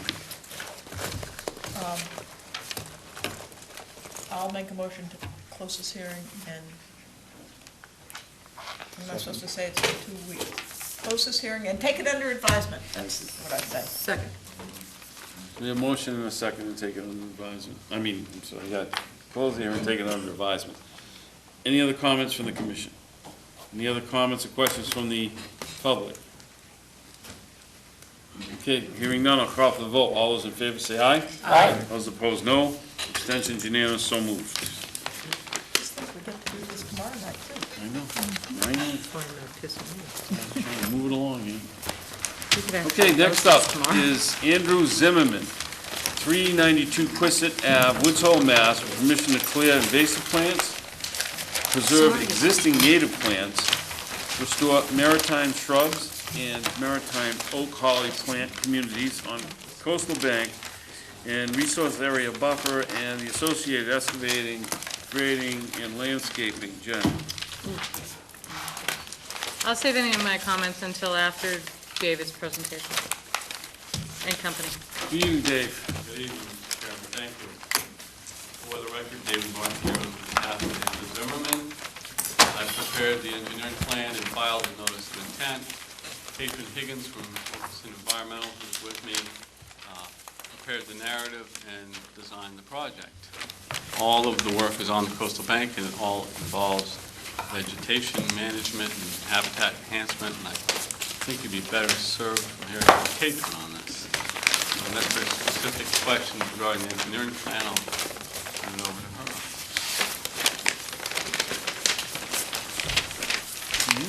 No question. Always even. Jen? Oh, okay. Okay. Good evening, Katrine Higgins from Wilkinson Ecological Design, for the record. Our proposal for this property focuses on roughly 13,000 square feet of area, which is virtually the entire jurisdictional area of the property. And we're proposing invasive and non-native plant removal, stabilization, and native plant restoration, all in an effort to provide more meaningful habitat for wildlife and to improve the stormwater function on the property. Currently, the project area has a wide range of non-native and invasive plants mixed with some natives. And that information is detailed in our land management plan that we submitted. As far as natives are concerned, you'll see oak, beech, cherry, holly, eastern red cedar, serviceberry, beech plum, clethra, viburnum, all existing on the site. What's interesting about that list that I just mentioned is that for the most part, those are trees. There's a really nice intact native tree community or canopy there. But what's really lacking or threatened right now is the herbaceous and the shrub layer.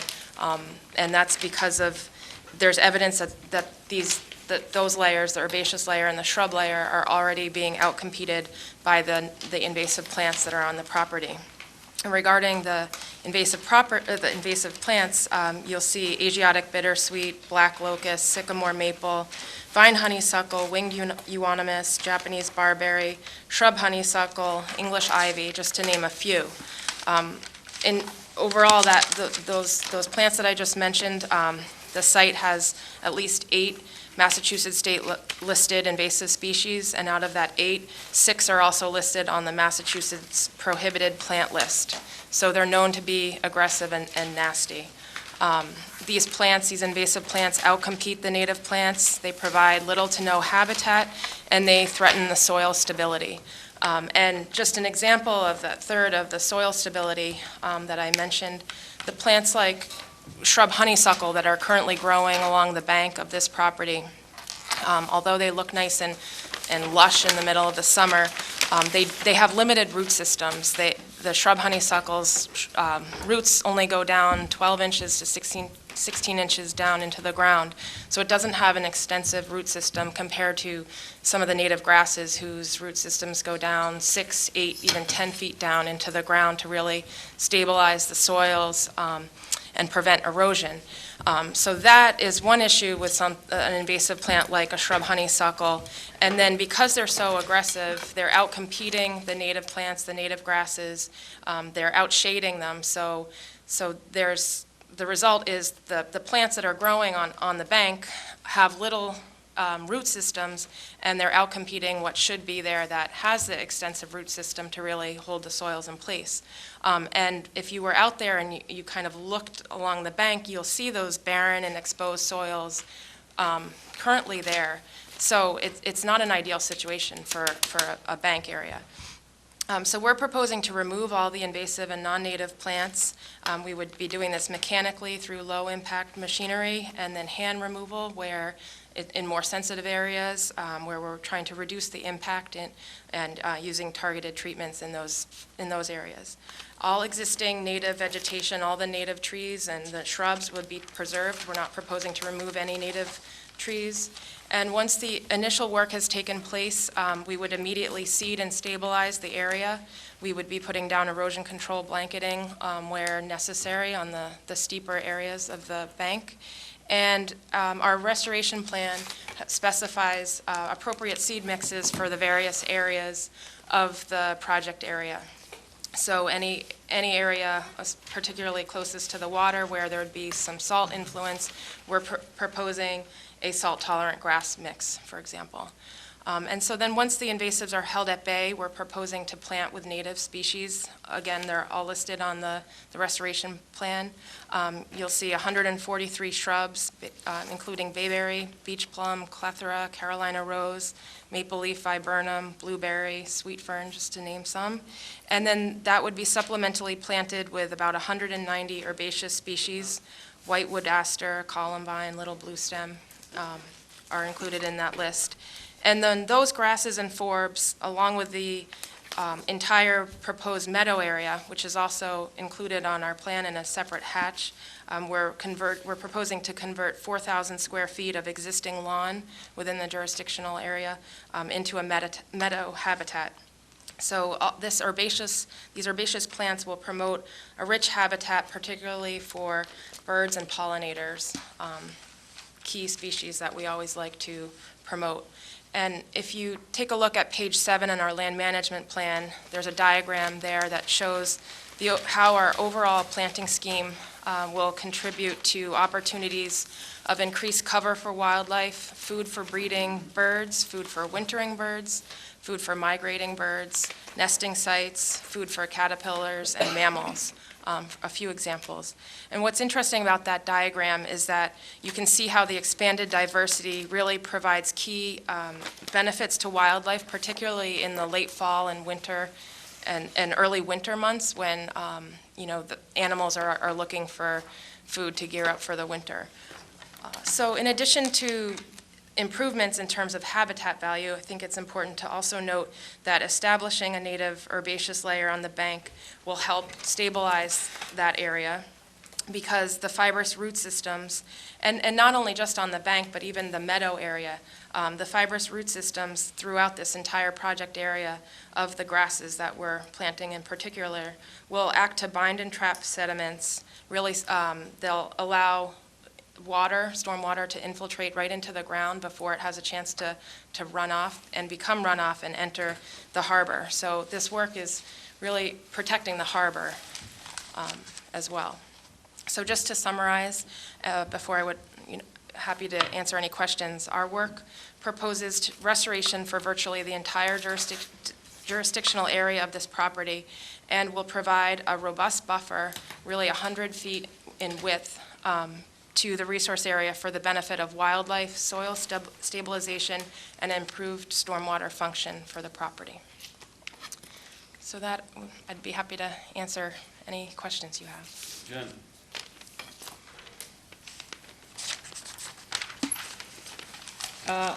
Couple of just concerns. The area that you have, that you're removing the invasives on the coastal bank? Yep. So from the area of the top of the coastal bank, which is, I'm assuming your green line right there, Right. down, is, you know, a square foot area of, let's say, 2,600, plus or minus. Plus, you know, it looks about 80, to 1 to 20 scale, correct?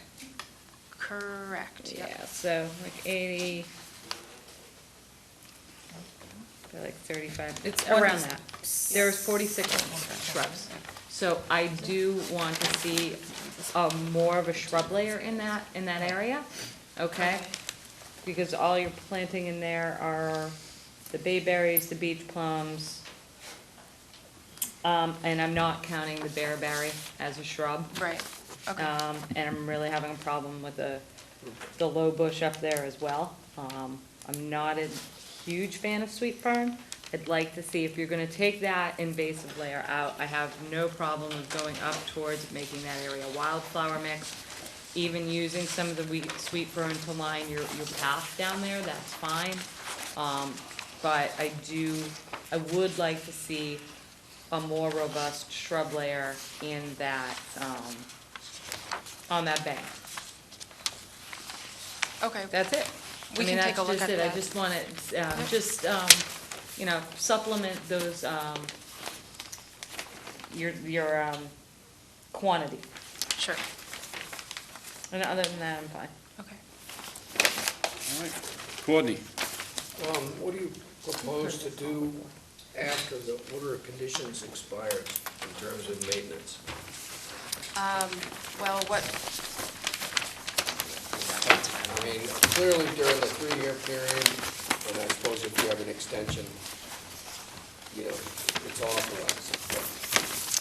we would, at the This is an time, ongoing project if it's gonna mean anything. at the time that at the time of our COC, I think we would ask for ongoing conditions to maintain the area free of invasives. And what level of permitting would be required to continue this on, Jen? They're asking the continued maintenance to be part of the COCs, which you just said we would have to consider that, see where we're at the end of the permitted project, see Yeah, what the it is, requirement's but gonna be. it's- You know? Whether it would require an RDA or. Yeah. Yeah. I mean, it depends on, you know, what the status of the invasives is at that time, you know? We do have, on page 9 of our timeline, we do have a paragraph or two. Ongoing conditions, Courtney, right there. Talking Ongoing about maintenance. ongoing maintenance. Okay. I have no other questions. Kristen? Yeah, this looks, it's gonna be beautiful compared to what was there, really, especially if you add more plants. I always have that concern about long-term herbicides. That's just the thing that concerns me. I understand, you know, you need to do it initially, but over a 3-year period, that's always a concern for me. That's it. Lauren? So, your major concern is the invasives, to obviously eradicate them. Do you have any Correct. plan to eradicate the invasives that are out of our jurisdiction, that are gonna become a seedbed, you know, back in there? Because I noticed you saved a big locust by the house, which is one of the ones that you're eradicating down on the coastal bank, and the maples along the whole stone wall. That locust is temporarily saved, and it's slated for removal. Okay, how about all the invasive Norway maples along the whole wall? I can't speak to each individually. I believe a great deal of those Norway maples are on adjoining property, and we did have some discussion with a neighbor about involving them in this project, but it did not go seamlessly. They didn't have any issues with it, they just said, no, thank you. So we can't be removing trees on their property without Well, their and I was authorization. gonna lead to the next thing, that was on my list for you, but she was up here first. I find it very difficult on these sites, and I'm getting old and crotchety, that I had to climb through a crack in a fence, and I'm not that small anymore. I sent you guys directions. And, Maureen's quite right here, I won't disagree. what did I All have to kinds of know? signs, everything. She didn't look at her Wait, emails. Maury, let me speak to that, and I apologize for that. I mean, I didn't wanna wreck my hair doing those bushes, No, but. I I don't want to mess up your hair. We identified the challenges, both Kitch and I, early on about getting you all to the site, and we knew it was difficult, and I apologize to you that it was difficult, and we did. But that's where I noticed the maples. That's right. Yeah, so that was a Walk good right thing. through. I'm sorry, Yeah. we did forward the information that Oh, Dave you know sent me. us to you, and I No, forgot to print it out and put it in got the your information, and packet. she climbed over the wall with the same struggle I had, and, you know, we Oh, both, I don't glad get we didn't email. fall down. But Everybody anyway, else. but the other thing is there were no property line stakes. So that's why the maples, I'm bringing this up, because there were no property line stakes I on, had considered staking the property line, and the stone wall is concurrent with the property line, putting Okay. stakes in the wall, and the other line was, in fact, staked. So, was what? the other line had stakes, the other property line, the far side. Oh, yes, on the Right, north and side. these stakes all fell in the wall, and I assumed that Okay. it was clear.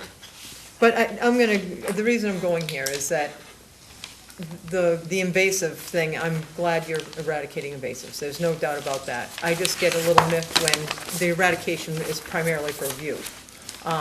And everybody misses the bearers of the seeds that are all on the rest of the property. But they keep those, and then we get rid of everything down on the coastal bank.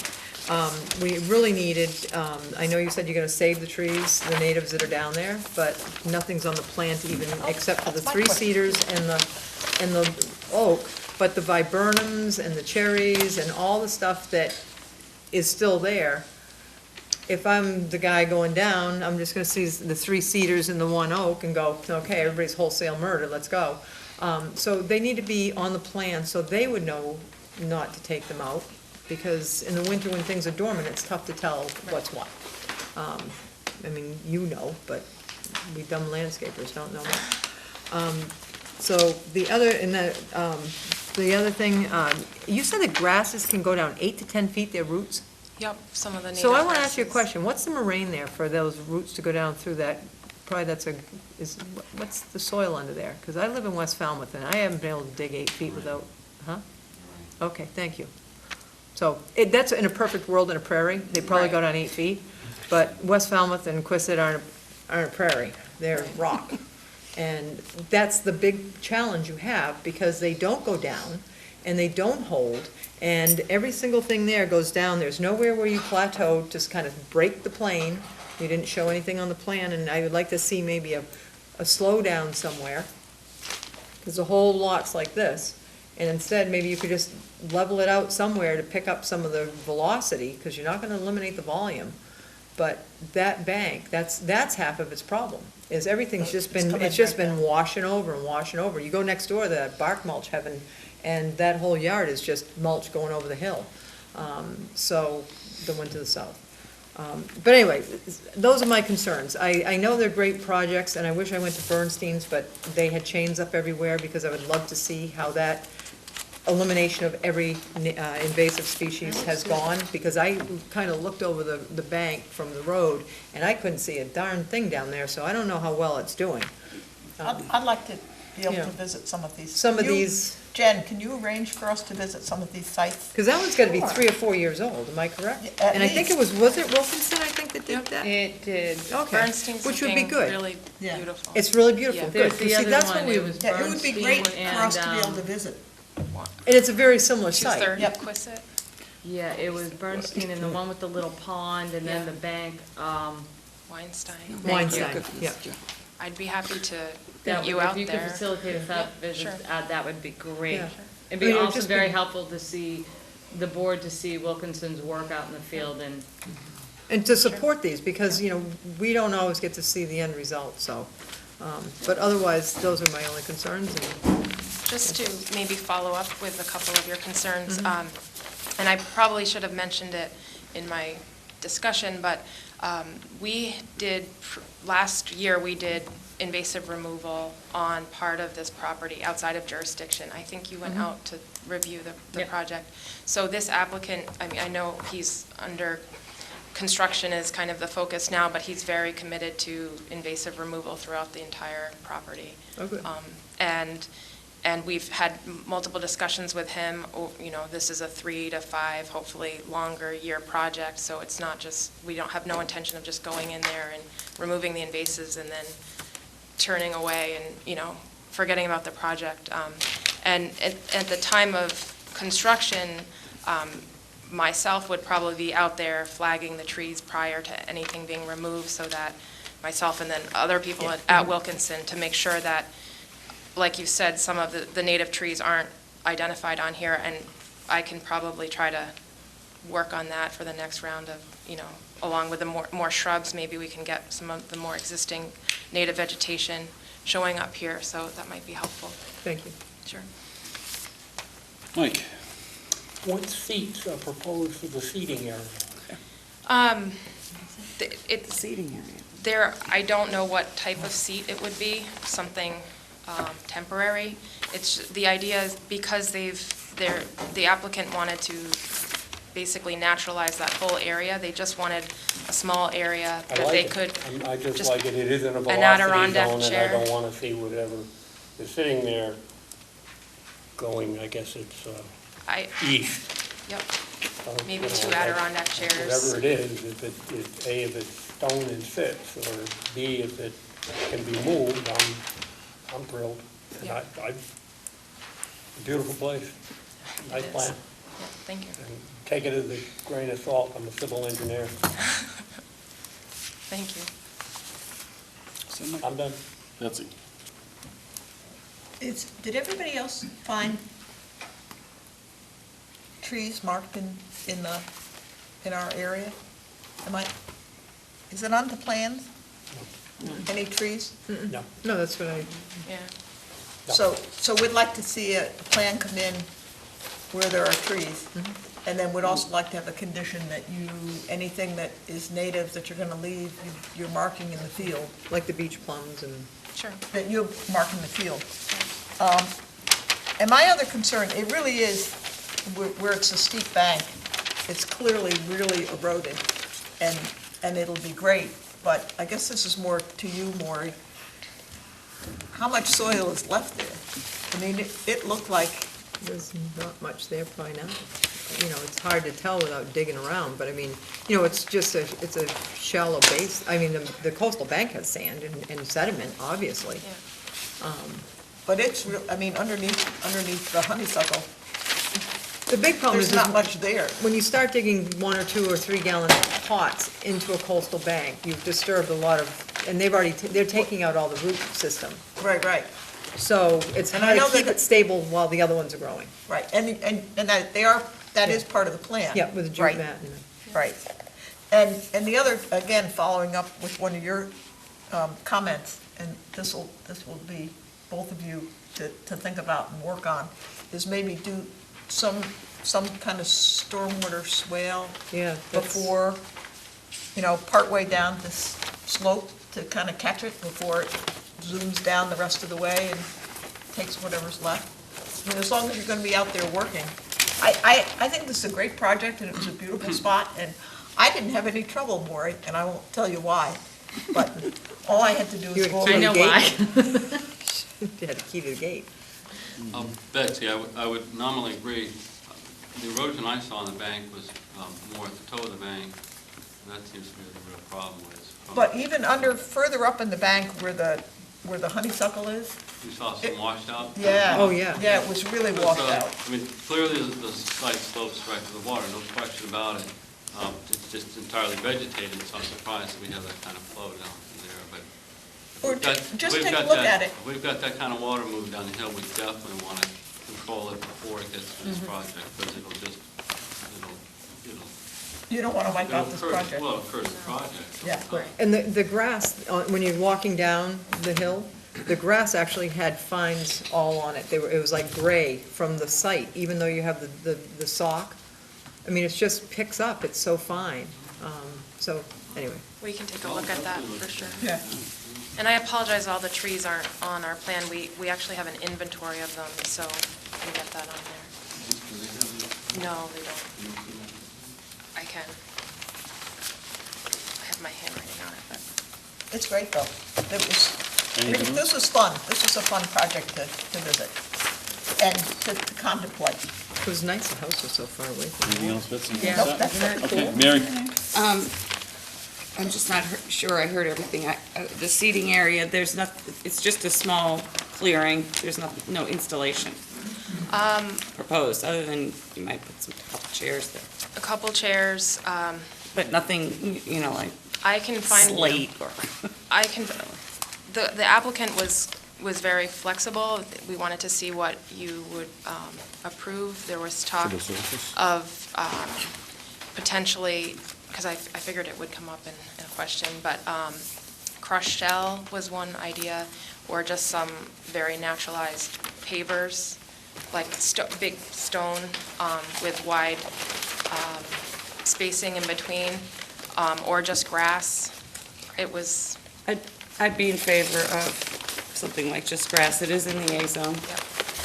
And also, if you were going to get into something more than that, I think it would have to go on the other plan as well. There's nothing on your plan. Okay. Sure. Thank you. That's it. Thanks. Jamie? I think you touched on this, but you're gonna use some machinery for some of that removal, and I assume for the steps, the timbers, removal and replacement? Right, that wouldn't be necessarily us doing that, the steps. I don't know what kind of machinery they would be using. We would probably be using a dingo, But that's on the plan, though. low impact, a walk behind.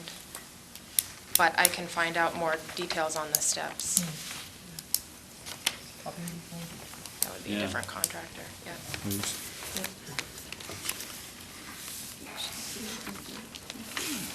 Okay, you all set, Jamie? Thank you. All right, I'm kind of hearing a continuance here. Yeah. Sounds like we might need some more information, Dave. A little redesign, what were you saying, Betsy, again, about slowing that?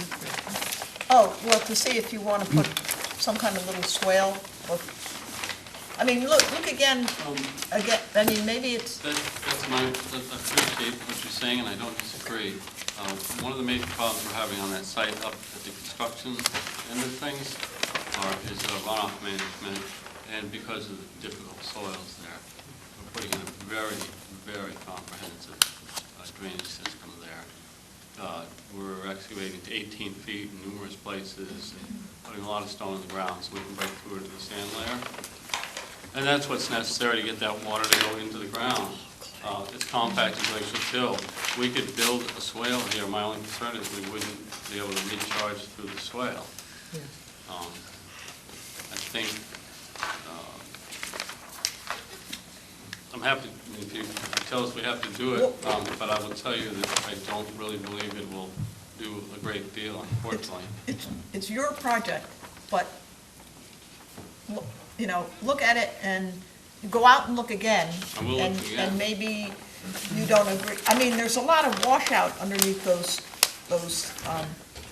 plants. Maybe it's just from rainwater or whatever. No, no, I would concur with you. It's coming down the property off the entire slope. More suggests there's fines on the slope. I don't disagree with that. My concern is that we offered to create a swale there. It would look good on paper, but it wouldn't actually accomplish a great deal. Especially frozen ground. It might as well be digging it in concrete out there. It would fill up with water, and then it would overtop. So the second alternative that comes to mind is to do a major strip out down to suitable soils, but I don't think that's what we want in a situation like this. So really the thing that comes to mind is maybe looking at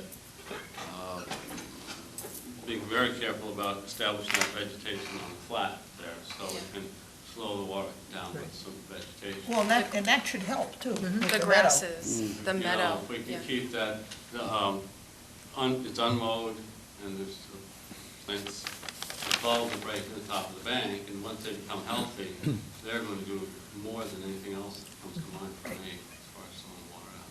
Right. And that's one reason why we wait for typically a year before we plant any of the shrubs, because we like to get that seed bank and the grasses established to get that root system in there, and then come in and do the shrubs so that we're not completely disturbing the site unnecessarily all at once. 6th. January 6th? At the request of the applicant, we will continue this to January 6th. Second. We have a motion and a second. Any comments from the public? Okay, hearing none, I'll call for the vote. All those in favor say aye. Aye. Opposed, no.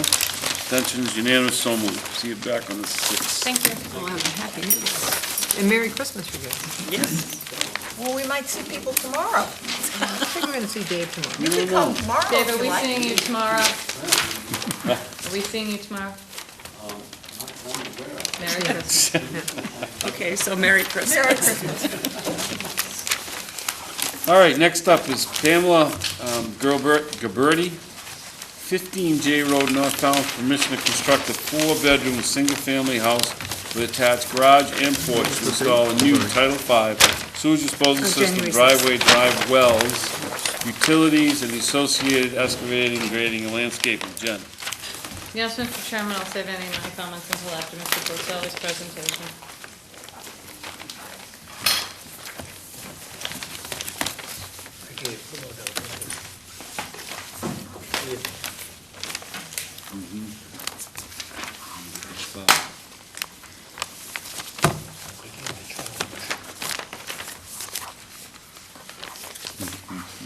Good evening, Mike. Mr. Chairman, good evening. I have a butters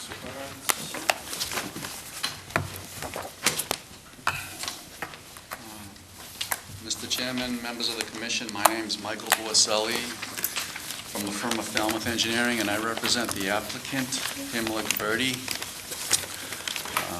The applicant owns a property with a house number 15 on J Road, which is in the West Falmouth, sort of North Falmouth boundary line area near Old Silver Beach. It's in an area of residential development. I think it's probably the last remaining house in this vacant lot in this area. And she has retained us to apply for permits to build a single-family dwelling on the lot. The property contains just under 2.5 acres of land. The boundaries are highlighted on this plan. The north side of the property is bounded by a bordering vegetated wetland that was flagged by Vaccaro Environmental Consulting. There is also a salt marsh at the base of the coastal bank adjacent to the bordering vegetated wetland, and then north and adjacent to that is Herring River. Herring River flows through by the lot, and it continues westerly along and adjacent to the town municipal parking lot that serves Old Silver Beach. It then crosses under, I guess that's Nashawina Street at that point? Quaker Road, sorry. Get my streets mixed up. Well, it's the same road, but. Same road, changes name, goes under the bridge, and then it basically bisects the private and public side of Old Silver Beach. End up knocking this over. As you make your way into the lot slopes up, so it's a coastal bank. It's a stable, non-eroding, thickly vegetated coastal bank. On the south side of the property is a bordering vegetated wetland and a vernal pool. There was a time in the past where this project was before the commission. Maury may have been on the commission, I don't know. I don't think anyone else. Courtney may have been on the commission. There was a time in the mid-2000s, 04, 05, where an order of conditions was issued on this. It's certainly long since expired, but the vernal pool boundary was established at that point. So we have a lot of different wetland resources here. We also are subject to the Rivers Act because we're on the Herring River, and it is a river identified as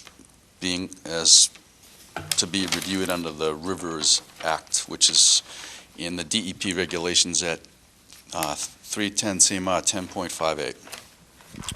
So we were very much aware of the Rivers Act rules and regulations when we advanced this plan, and we think we did our best to meet the standards. We also think we meet the standards of the Falmouth wetland regulations as they relate to buffers and performance standards, mainly under FWR 10.18.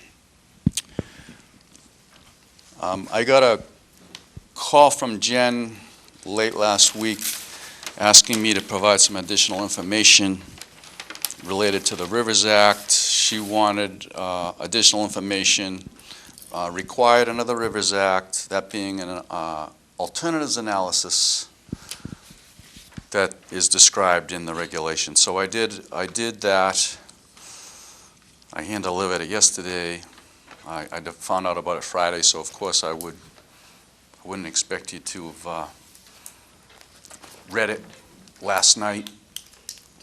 I wouldn't think you would have brought it home and read it last night, because it wasn't probably the most exciting reading, but I did hand-deliver it yesterday. But I can just summarize it briefly. There is a requirement to do an alternatives analysis, and I don't mean to belittle the alternatives analysis, but I think if you read the Rivers Act, it's geared towards much larger projects, more involved projects. It doesn't mean you don't have to do one for residential, but the scope of the alternatives becomes very limited when it's a residence. So in the regulations, it also speaks to describing what the proposed work is and limiting the alternatives to that description. And in the case of this project, it's to construct a single-family home. So there's really no other types of use on this property. It's zoned residentially. That's the intent of the lot. The only alternatives are really to look at places on the lot that might be better and do a better job protecting the interests of the Rivers Act and all of the other wetland resource areas adjacent to the river. So we go through a simplified alternatives analysis, and we start with do nothing, which is always an alternative, but that's not an economically feasible alternative for the owner. And there's actually language in the regulations that talk about, that not being a viable alternative, but we did identify it. Then the other alternatives included constructing a single-family home in a different location on the property and reducing the size of the overall alteration if possible. I would like to draw your attention to one section of the regulations at 10.58 as it relates to reducing the size of the overall project. There are provisions identified in this section of the Wetlands Act that talk about lots created prior to 1996 and a recognition that there would be an expectation on residential lots to develop them reasonably, but to try to minimize the alteration. And they speak to two things. They speak to altering up to but not to exceed 5,000 square feet of land area or 10% of the overall area of the lot within the riverfront area,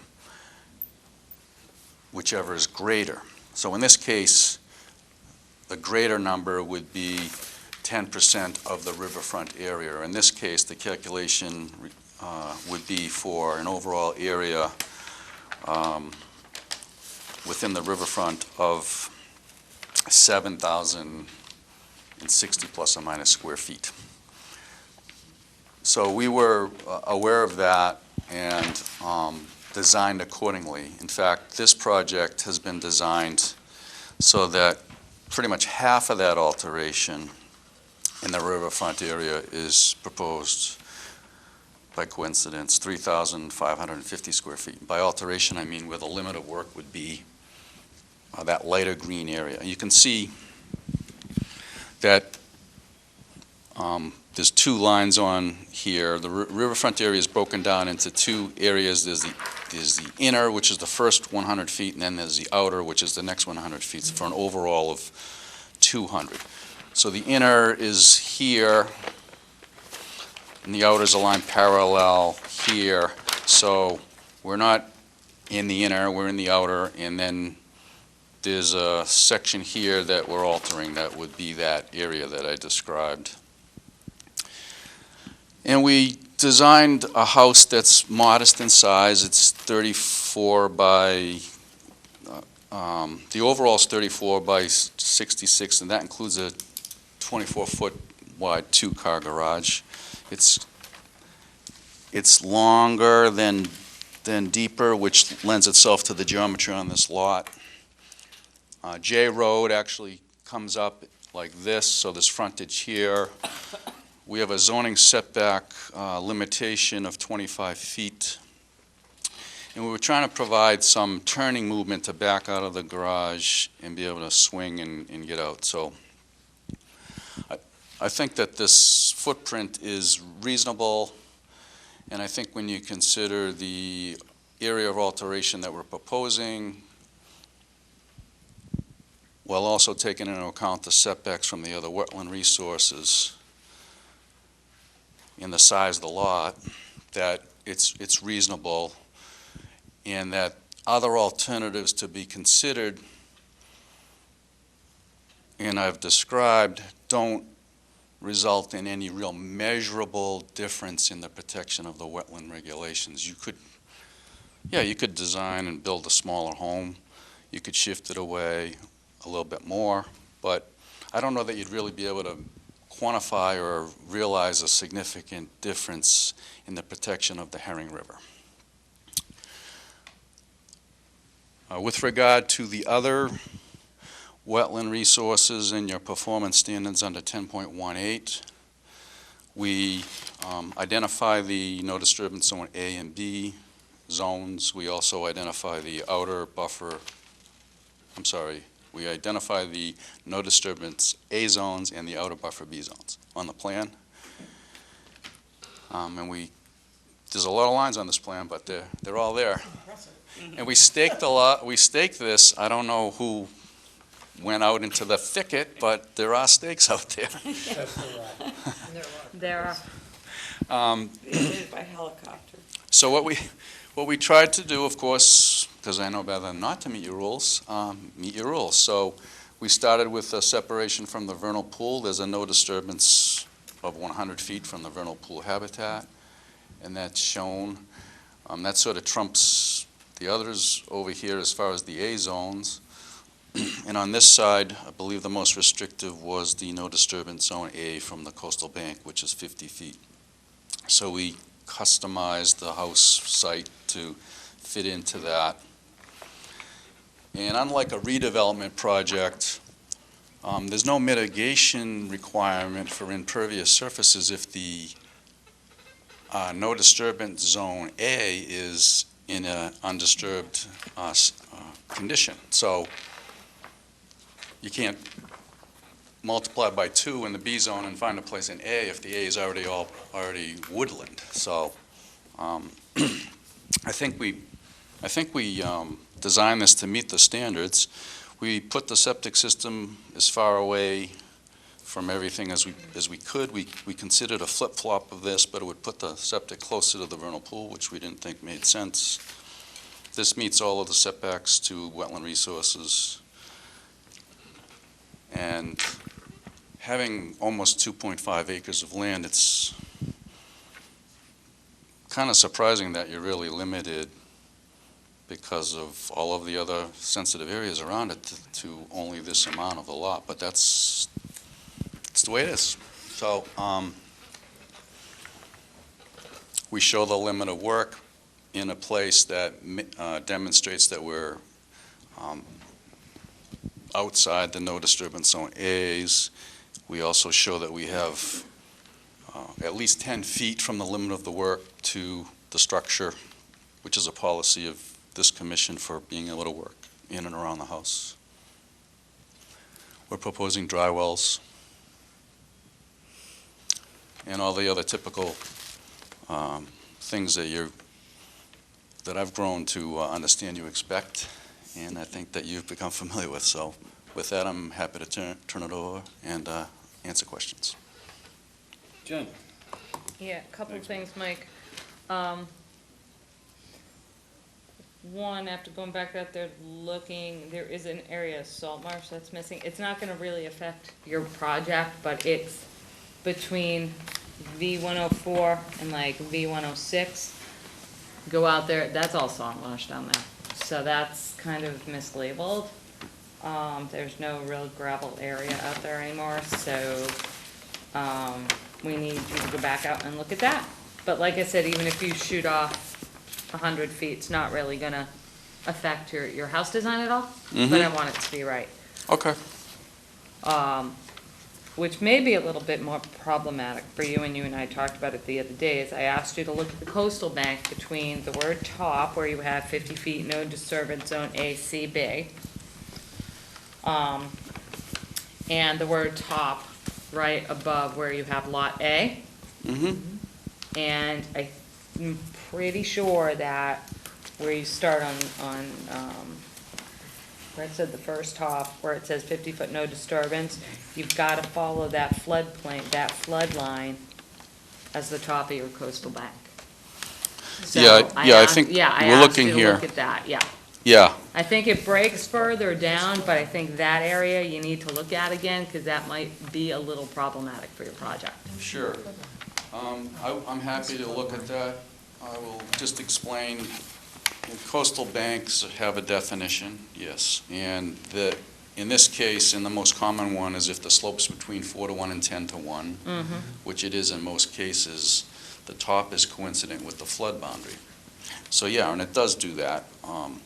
If you look at the contours and the separation between them, the land flattens out. It's steep down by the BVW, but it flattens out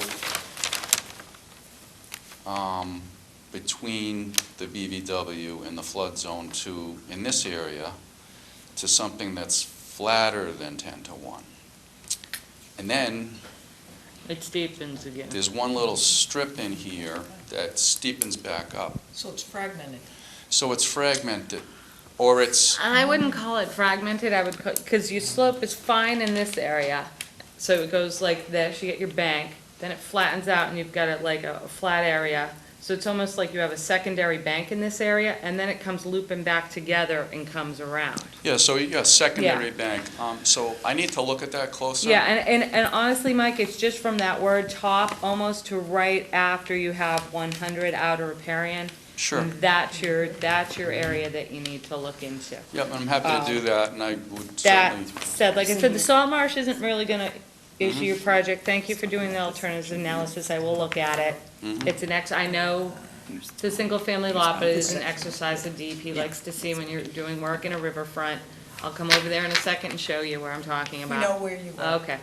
with regard to that, if I could, I can see where it could be like a finger-like projection, and I like the term secondary coastal bank. Well, I mean, that's what it is, because you break, but then you're bank again, and it doesn't mean it's any less significant, because it's part of this whole system. So I wouldn't really kind of focus on that, just look at it, is what Yeah, and I'm I saying. think I might, Because you may if I- be doing like this with your house. sure, or I may have to You like look at the presumptions of significance for coastal banks, and That's gonna be Try to a convince tough you. one to overcome though, Mike, because if you look at it from like, in this point, I'm not trying to be argumentative, it just, you've got it right here. This little part, like, it flattens out here, but then it comes back up and around here. Sure. So it kind of goes like that with this little part coming in. Yep, the only part I would be trying to persuade you if I needed to, Is your 50-foot to buffer. overcome the presumptions of significance from is in here, if I can't meet the 50-foot. Which you may be redesigning, and you may have some wiggle room with that 31-foot. Right. Yeah, you have some room. I know you were trying to do your turnaround, but I may have to do you something. picked a tight lot. I might so- have to, well, I didn't pick it. Well, I know. Um, You're designing on a tight I lot. may have to do some things. Okay. I've thought about it, so I just I wanted to have a little feedback and discussion on it. Maybe the commission could give me some direction as to how important they think that I'm gonna use Jen's term, that secondary coastal bank is, and if there's any, Maybe you can come Well, back it's, with it's still part of the bank, it just kind of wraps, dips down, and comes back up, so. Sure. We have these plans, maybe you could come back with most of these lines. Now, I'm gonna keep this. This is a great example of overlapping. Remember when we first had A and B zones? But maybe you can get rid of most of them because we don't need them for decisions now, and just give us Yeah, a but Betsy, plan look. with these things that we want. with like the composite most restrictive one maybe? Betsy. Yeah, I mean, what we're interested in is what these coastal banks are. Yeah, but Sure. Betsy, look, that's the coastal bank, that pink line right there, more or less. It comes in, so it's really not secondary, that's like, I'm not liking that word now. That was your And word. that's just because you're keying into it, Mike, but anyway, that's what it is. So that's your landform right there. Okay. And it's this area in here, so just Yep. look at that, Mike. Sure, so the challenge is there, Yeah, now the 50 challenge, feet I'm from pretty that. sure, is just right in that area, so it's Right. that corner of your house. So you may be shifting, squishing, doing what you need to do. No decks, patios, outdoor showers, AC units. You know, if any one of those show up when we're doing compliance, I know that Ms. Brandt would love to see AC units on your plan, because we know they're gonna be out there, so show them on the plan. Well, I don't know that I know where they're going to be yet, but I can do this. Take a guess. Once I know, Show an I could come AC back unit for an on the- amendment for those things, or I could guess. I'd be guessing, but I can show them if you would like me to. Oh, you've stuck a lot of AC pads on these things for these size houses. I'm sure you have you know how big they need to be. Mhm. Approximate location of AC pad would be. Okay. And then in that case, Mike, when you come back for compliance, and it may have shifted to the other side of the house, you can actually use the term, you're in substantial compliance, and actually meet it. We're always in substantial. So, those are some things you may want to talk to your clients about, and just doubling back to that area of salt marsh, you gotta get, Jack did this one, I don't know if he can still go out there if you're doing someone else, but go out and look at it. And you know what, Mike, you can do it from the office, look at the aerials, you can clearly see the marsh. Okay. Okay? What's that, Jim? That's it. Jamie? Too bad it's gotta be cleared at all, but all in all, it looks pretty good. That's actual road? That's part of Yeah, their road? it's the way they did the subdivision back in the day, they created one little, like, projection off of this. In fact, if you look at some of the older plans, there was a plan that actually showed this looping back around, back before there were things like the Wetlands Protection Act. Pesky little act. I think it looks pretty good, all things considered, there's a lot here, but good. Mary? I had some questions about the alternatives analysis and the exact location, and you addressed them as well as you can address them, so, and I don't personally have any problem with this conceptually. So, one weird little thing I noticed, and because it's me, it's in your BBW data sheets. And if Jack's gonna be going back out, maybe this is no big deal at all, but at flag V115, that sheet does not have the the summary information at the bottom. It's all left blank as to number of Which dominant. one was that, Mary? I don't have it in front of me. V115. 115? Yeah, it's all V115? left blank as to the number of dominant wetland and not wetland. Okay, indicated got it. lands. Okay, I made a note on that. Okay, and that's all for me. Thank you. And by the way, I noticed a couple times this week, it's really great that you are doing these color-coded things. I appreciate it a lot. There's so much on there. I try to Yes. make like the color of the bank the same as the A and B, so you can kind of. It's a big help. It saved me like at least 20 minutes of trying to do that myself, so. Coloring? Betsy? I only have one comment, and that is, since we're not talking about Falmouth-friendly lawns anymore, Oh, I saw that, yeah, Mike, get that off. just get that off. you. Before you get to Maury. Leave that off from now on. Isn't that friendly lawn anymore? No. I missed that. Scribble it out right before we get down to more. No nutrients, The, no the fertilizer. nutrient bylaw is seriously conflict. Has superseded it. What do we call it? Just friendly lawn? We just call it lawn, How about drought calling it tolerant Cape Cod lawn. lawns? Yeah, Just lawn, maybe? How about drought tolerant lawn? yeah, Drought drought tolerant tolerant is lawn. good. Or Okay. nutrient bylaw compliant. I can't fit that on there. There's too many other lines on there. All right, Mike? Next time you come up with one of these, tell me you gotta bring a machete. Yeah. Oh, we have one downstairs, Mike. You know, if you get, every one of your states was there. Every one. My word. See that? No questions, comments, or roll. Can I say something? No. Let me go to Laurie, please. It's Laurie. It's a comment, not a question. Laurie? I'm glad I had my Falcos, because you needed them. But the oak tree, there's, you don't have any trees shown on this plan. Yeah.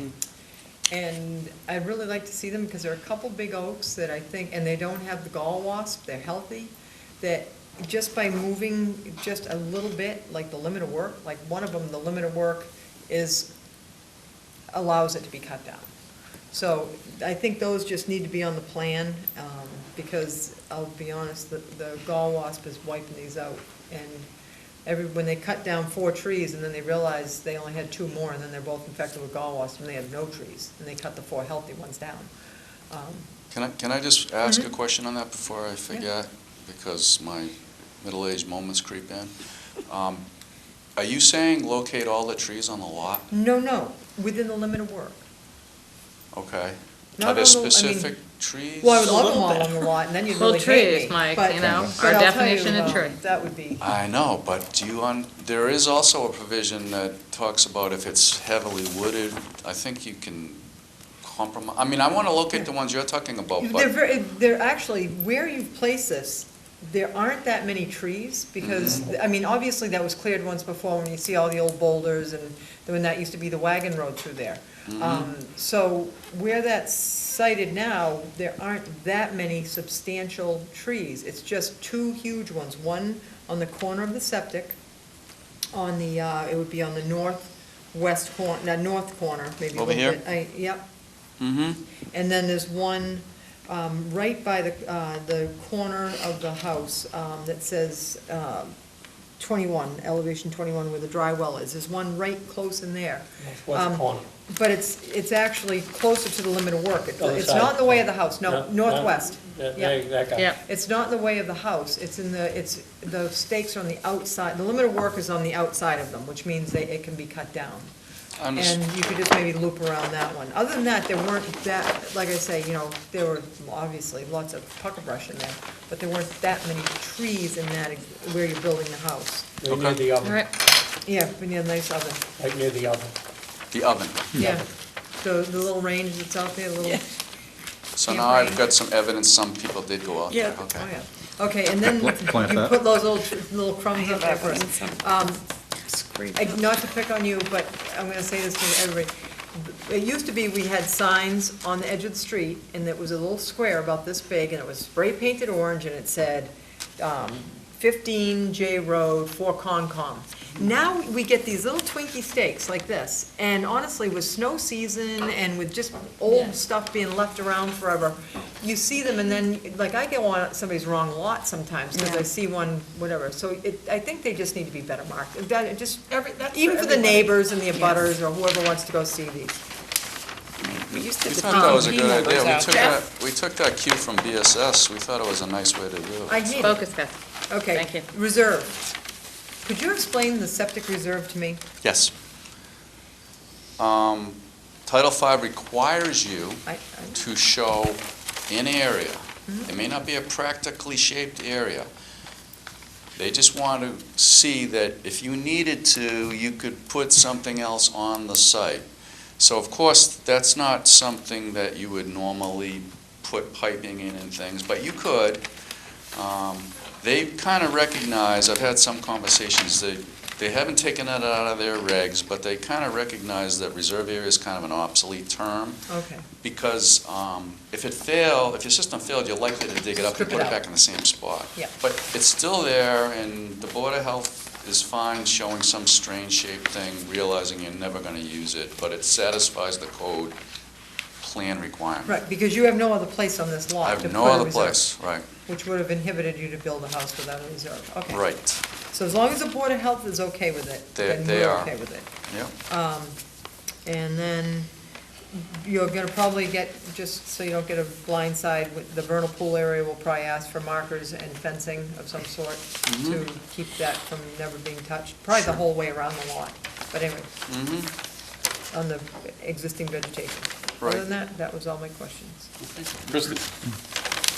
It's 4-bedroom, right? Correct. 4-bedroom? Okay. I have no questions.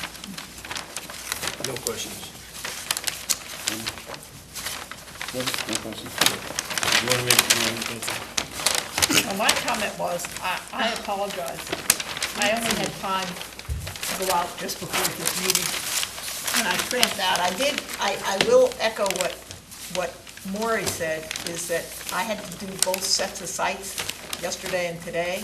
And I had problems finding all the sites, people who normally put up signs so it's easy to find.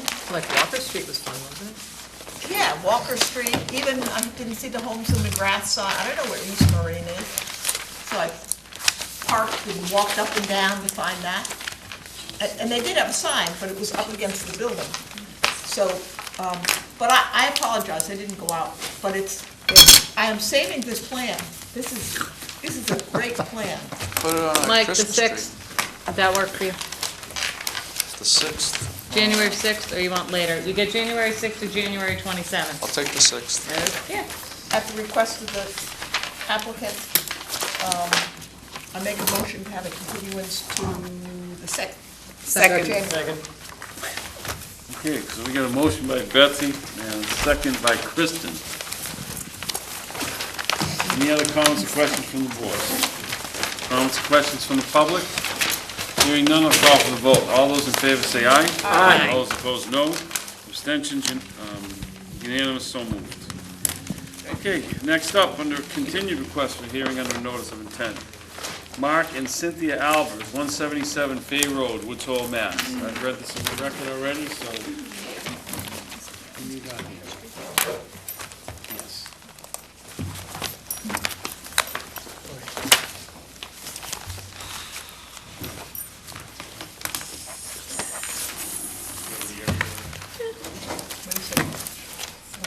Fay Road? We're on Fay Road. I think it's, everybody was here, right? Yes, thank you for doing that, Betsy. Kristen's not sure she's on the forum. I think you are, Kristen, I think you, I'm looking. yeah. Maybe, maybe not? No, you've been here, Kristen. Everybody, Jamie, Mary, Betsy, Russ, Mike, Maury, Kristen, Courtney. Yep, you weren't on the next one, but you were on the Fay Road one. You're fine. Hey, I'm Jeff Ryther with BSS Design representing the Albers tonight.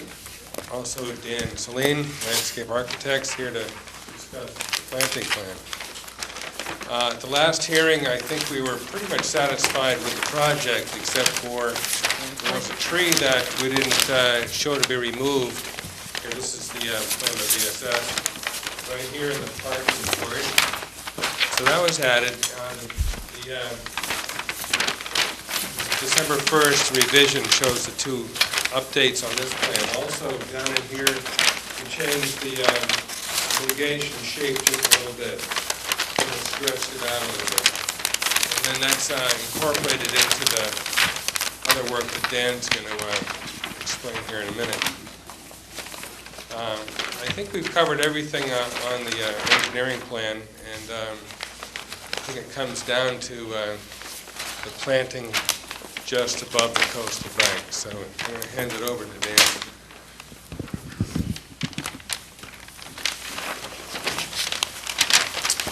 I'm Dan Celine, landscape architect. So we were sent away at our last hearing to consider how we might make the the mitigation area and the coastal restoration area more robust in the way of adding woody plants to the plant schedule for those areas. So we have done that. We have added, I believe, 68 additional shrubs to the coastal restoration area in the mitigation area. So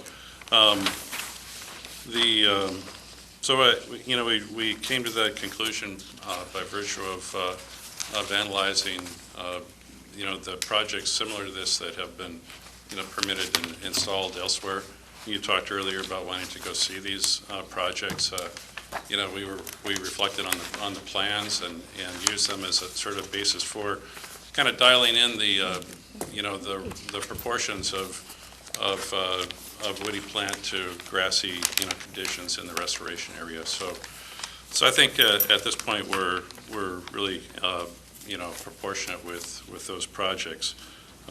Knowing many of them, I'd really encourage you to take a look. And I think that there's a lot of good work going on out there. It's going on because of you and your progressive, attitudes towards, the interest in controlling native or invasive species and restoring some of these landscapes. I do understand the concern about eradicating invasive plants outside of the area and, the seed banks that might exist for those. But I wanted to thank you for those attitudes, and I also wanted to thank Teresa Sprague because it was Teresa's really early innovative work, in this area at Wilkinson and Blue Flax and in association with us that has, I think, helped define the science and the strategies for doing this in a ecologically, good way. So. Anyway, it's a nice occasion to maybe thank people who should be thanked. Jennifer, you look like you're interested in asking a question. Those are very nice comments, Dan. I just want to know what species you're putting in the quantities that you added. Okay, we added 11 bayberry. Mm-hmm. We added 11 Virginia rose. We added 5 Baccharis helmifolia. Okay. We added 50 low bush blueberry. Oh, well, okay, hang on the low bush. Where did you add, where do you have the low bush, Dan? I'm sorry, I'm just trying to follow you here, Dan. It was in All right, I got it. So you got low bush down under your upland restoration? Right, and in the coastal bank. Under your upland restoration, Upland? so No. that's Well, not our area. No, but that's not what I'm talking about here, I believe. Could you do the upland restoration, the low bush again? How many did you add? We didn't really change the. No, you didn't. You lessened them, because it was 379, and now it's 343.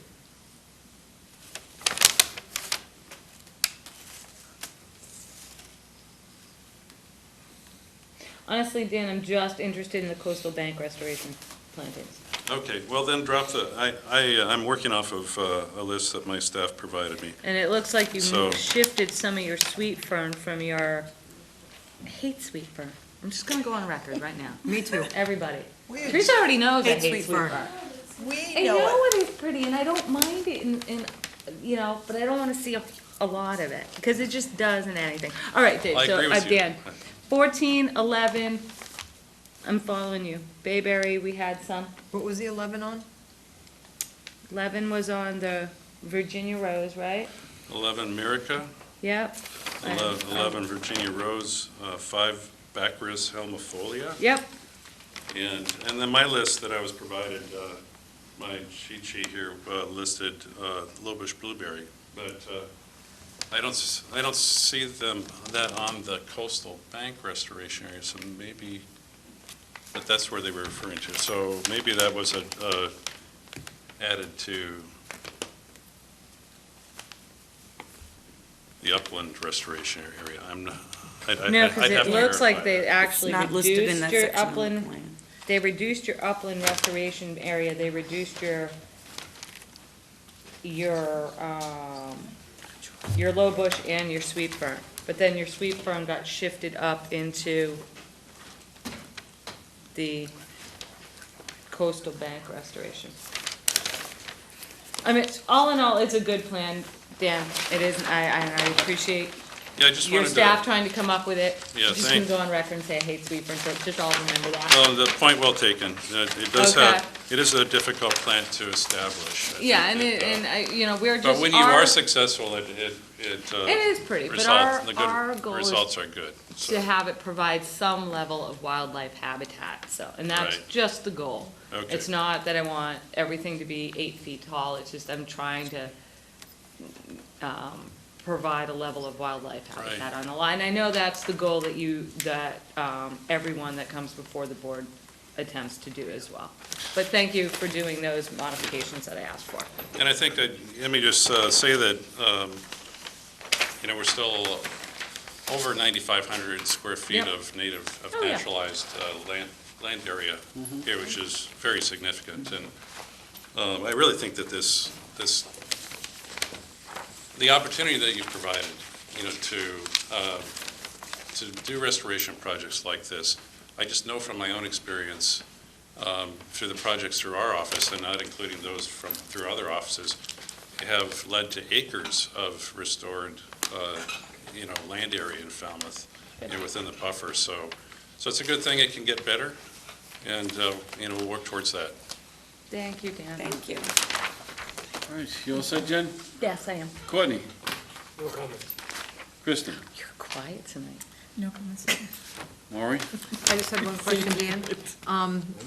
You did reduce the black choke cherry and the bayberry and the arrowwood viburnum. 8 less arrowwood viburnum, 24 less low bush, 1 less bayberry, And that is in the, and 4 black chokeberry. I don't know. oh, that's in the top, that's in the mitigation. It's in the mitigation. Is that because you reconfigured the mitigation area? Yeah, that was yes, it is. We changed the shape of it and modified the quantities. That's where the low bush blueberry went, I think, the Okay. additional. It looks like it to me, from the tally. I don't know. It's just, I'm not gonna split hairs. But instead of taking some away, I was hoping that we were adding. That was the idea. Well, let me just explain. The original plan, had provided for 400 square feet of mitigation plantings beyond the required. And so when we circled back following the hearing, our client asked for us to be just a little less ambitious, than that. So the current plan provides 100 square feet more mitigation than the formulas require. So that explains the reduction in those quantities. We simply pulled the shape of this back a little bit because it was their observation after the last hearing that it was projecting too deeply into the property at that point. So we made that change, and that's why those quantities dropped. But I just want to underline the fact that we're naturalizing 9,000 square feet of land area here. So I'd like to ask that you view that change in the context of the whole. I recognize that really what we have done here has been we took our lead from Jennifer in adding woody plants to the coastal restoration area. Yep, just as long as the lawnmower doesn't eat up the low bush blueberry and the sweet fern and the goldenrod that are all on the edge of the lawn. Single rail Well, I'm fence? happy to provide markers if, along the edge that Because we would usually hold that border. ask for woody indigenous to be that block, so it grows up so the lawnmower doesn't do this. And on all of this restoration, I know it's a nice restoration, but it's, like I say, low bush blueberry this big, bearberry, or, and they just get eaten up with a lawnmower. And we don't go back there. All set, I'm all Mike? set. Mike? I like it. Thank you. That's it. I'd like to revisit it 5 years from now.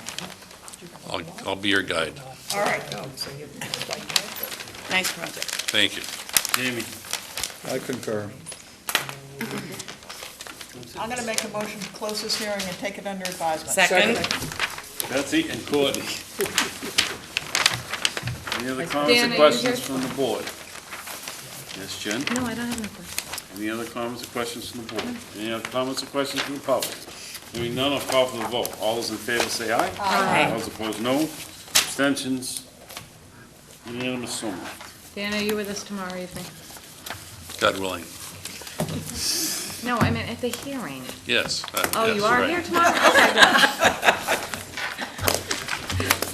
I was gonna say Merry Christmas, I How can't about you, remember Jeff? who's Are you coming with here. us tomorrow? Well, I have an RDA that's kind of aggressive, but I think it's okay. Well, if you're not with us, happy. Well, I'll be here. Oh, you will be. So All Courtney right. gets to give you coal I'm tomorrow. gonna call Mark tomorrow. Maybe not. If I'm not here, Merry Christmas. Merry Christmas, if you're not here. Have an aggressive RD. Next up is Jeff and Shannon Conway. Call me tomorrow. He's not in tomorrow, Jeff, so call me. Thank you. Jeff and Shannon Conway, 5 Onwa Lane, Falmouth, Mass. Mike?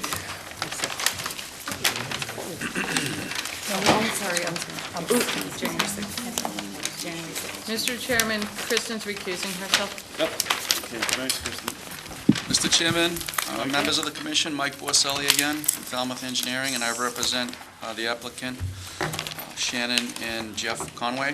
This is a continued hearing for a dock that we are proposing at number 5 Ottawa. I was asked to do a few things back on November 4th. I think I have done them. I will outline what they are. We provided data sheets. We were asked to provide data sheets for the wetland delineation, and we provided those. We were asked to actually show on the plan an off-season storage location. Wait a minute, Mike, I need to check these off on my, it was like, oh, that's all my notes. It was like, oh, a few things, and I opened it, almost blinded myself. All right, off-season storage. We're got it. showing that at the back side of the garage. Okay, what was your first one? We provided you with data sheets. Yep, We changed the dock materials from aluminum to wood. We also included through-flow decking for light penetration. The original dock was slightly longer and it had a T. We eliminated the T, made it just two simple 10-foot long by 4-foot wide sections.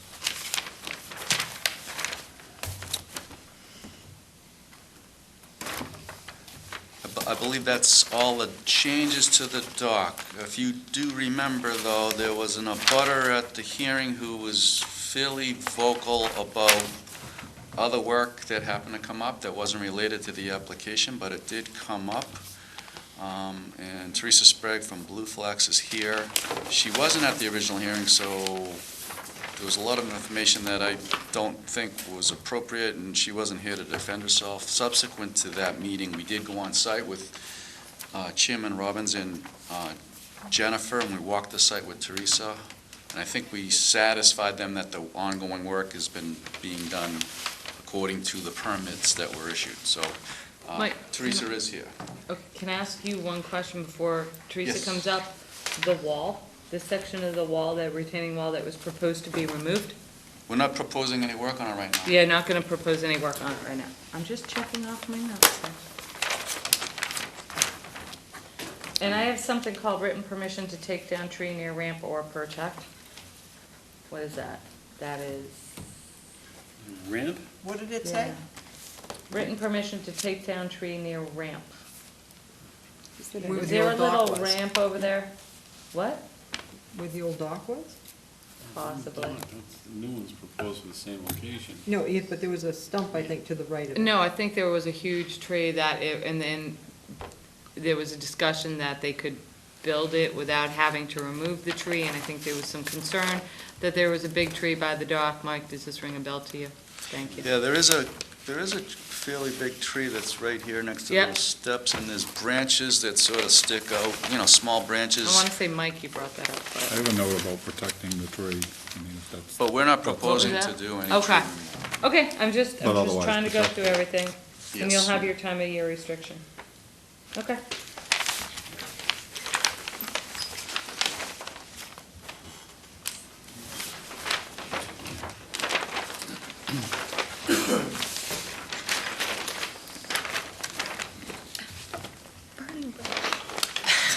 There is a big birch there.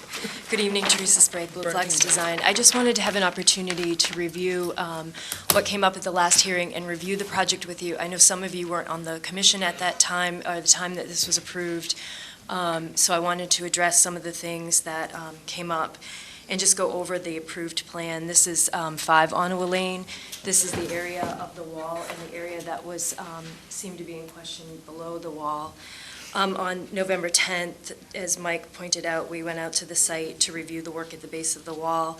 We all agreed that the vegetation that was removed and for which stumps still remain, and you can see some in that bottom photo, were all invasive plant species, including burning bush, which you see from October 2013, shrub honeysuckle, which there's some of in here, vine honeysuckle, and Asiatic bittersweet. The vegetation remaining at the base of the wall, which you can see in these photos, all through here, and then all through here, those were taken just a couple of weeks ago, include winterberry holly, summersweet, highbush blueberry. There's a tupelo in there, and then the large birch that you see in the photograph, as well as others. Stumps of invasive plant species were cut and treated. They were left in place to minimize soil disturbance and prevent erosion while we continued to manage invasive plant species in the area. At the time we were out there, there was some of those stumps were resprouting, so we actually had to go back and do a second treatment before we did the planting, which took place at the end of November. On inspection of the area at 11 Ottawa Lane, at the corner of the patio where the Japanese knotweed, which you can see here from 2013, these photos were all taken in October 2013, was removed at the edge of the water directly to the west of the patio. The remaining vegetation in this area, where you can see in the replanting photos that were just taken recently, include copious amounts of summersweet, rhododendron, and azalea, and some other native and non-native but non-invasive shrubs and trees. These seem to be the main areas that were in question on November 4th, I believe was the hearing in which this came up. If you continue around the project area, this is the area that seemed to be in question, and at the time we clearly called out that there was Japanese knotweed located in the area, and that was to be treated and replanted. So as we move along and down through this area, exactly as the plan is shown is how that area was treated. A couple of things that came up in the testimony that were very concerning to me regarding the work that was taking place were questions regarding whether or not I had had discussion with Mr. Alexander prior to that hearing, which I had not. I had met with Kristen Alexander at 101 Cumloden Lane to look at invasive species on her property, as well as the restoration of a slipway that's existing. At that time, she did mention to me that some cutting, she was concerned about cutting that was happening over at 5 Ottawa Lane. Just in passing, I explained to her that we were actually on that site. I don't believe she was aware of it at the time, that we were on that site and that we had permits to manage invasive species. That's all that was removed from that area, and that we were going to be doing restoration planting this fall, which has been completed. At that time, she did state that she never saw any invasive species in the area, and I explained that was because we had done the invasive species management the previous December and January. So all major cutting and intensive cutting that was done in that area was completed in December 2014 and January 2015. So no cutting had been completed by Blue Flax Design in that area in the previous 3 months, which is an area that Mr. Alexander stated that significant cutting was done. Mr. Alexander repeatedly used the phrase clear cutting in his testimony. It's very clear that there was no clear cutting done at this site. There's a significant number of native plant species, as I pointed out, that are still existing in the area below the wall. And if the intent was to clear cut for views, certainly things like this would have been removed. In addition, the area to the west of the patio that was described as clethora dripping over the water's edge was actually Japanese knotweed, and it was not clethora at all. All the clethora that's there is remaining. The Japanese knotweed was removed, and clethora has actually been since replanted in that area. He submitted photos to the commission, which he represented as before photos of 5 Ottawa Lane, which indeed were not before photos of 5 Ottawa Lane.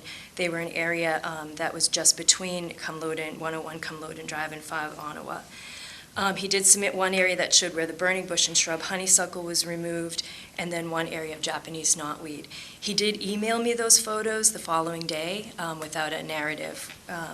I included in a letter that I sent to the commission and to Mr. and Mrs. Alexander a copy of the email that he sent to me and my reply before I knew that any of this testimony had actually taken place. I thought it was a simple question of, he was asking me questions about what took place at 5 Ottawa Lane, and I was responding. In his testimony, he also used the word destruction to describe the work that was completed on the Ottawa Lane properties, which was upsetting because I would actually characterize what the invasive species were doing was as destroying the coastal bank, certainly not the removal of invasive species and the restoration of native plant species. He also stated that Blue Flax Design, quote, unabashedly clear-cut the bank and, quote, caused destruction to habitat that is irreparable. Those statements are inflammatory and completely untrue. He discussed fresh-cut trees and stated that logs had been pushed down into the water. I have no idea where that was coming from, none whatsoever. Nothing, we remove everything from the site, we dispose of it in a composting facility off the site as soon as it's removed. We did, in the last 4 weeks, or the 4 weeks previous to the November 4th hearing, we did remove one rhododendron and an overgrown yew from this area up in here, this top of this area and this wall up here, which is part of the garden feature. We did that at the request of the property owner and the landscape architect who's designing the landscape garden features as well as the foundation plantings. They were completely outside of the restoration project, and they were within the area of the foundation that's generally considered ornamental planting areas.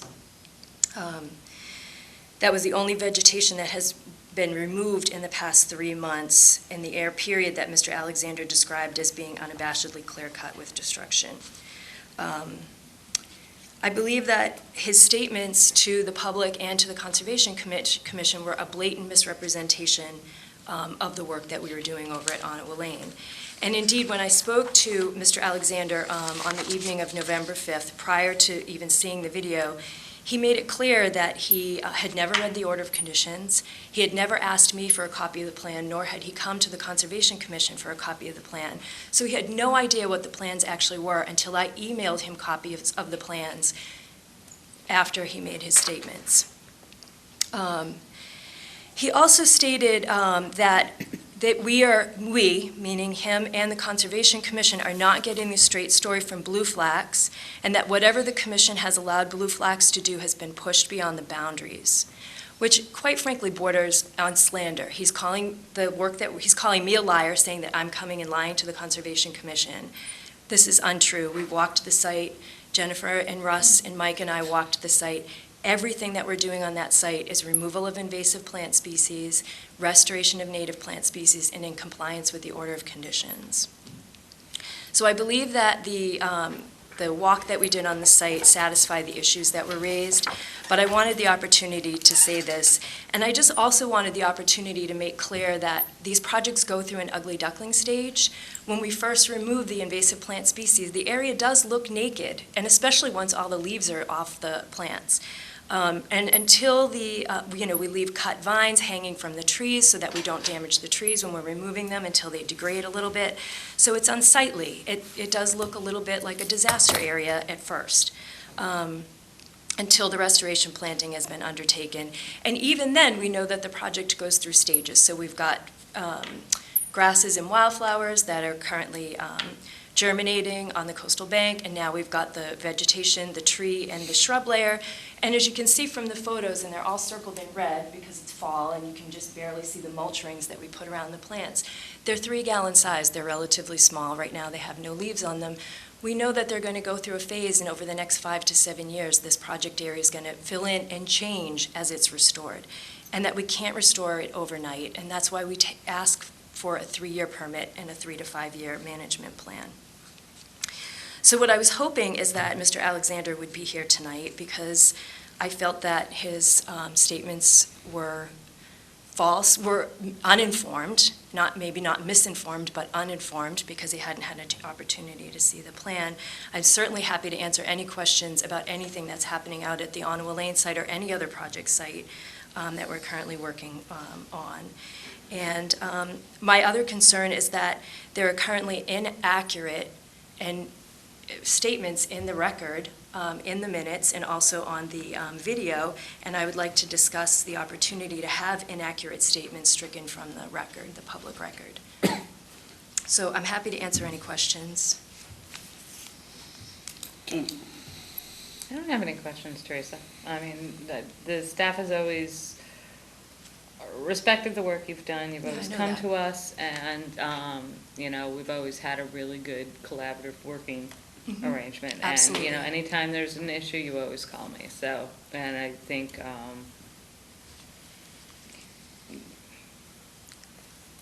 we're fine. And that was a very productive meeting that we had met out there. And now I see the points what you were talking about. Yeah. I think it worked out well. So I'm very happy with what's going on there. Okay. So, Betsy. I have 2 comments. One is, we, as a commission and the town, are going to be doing a restoration project with the Lower Bog and the Coonamessett. And one of the statements that Beth Lambert from the Division of Ecological Restoration, we were talking about, people are saying, well, this might not work, or what's going to happen. She was trying to explain, these things take time. And she said, ooh, I sort of hate it, but one of my colleagues says, we're working with Mother Nature and Father Time. And it's true about all of these. It goes through these ugly duckling phases.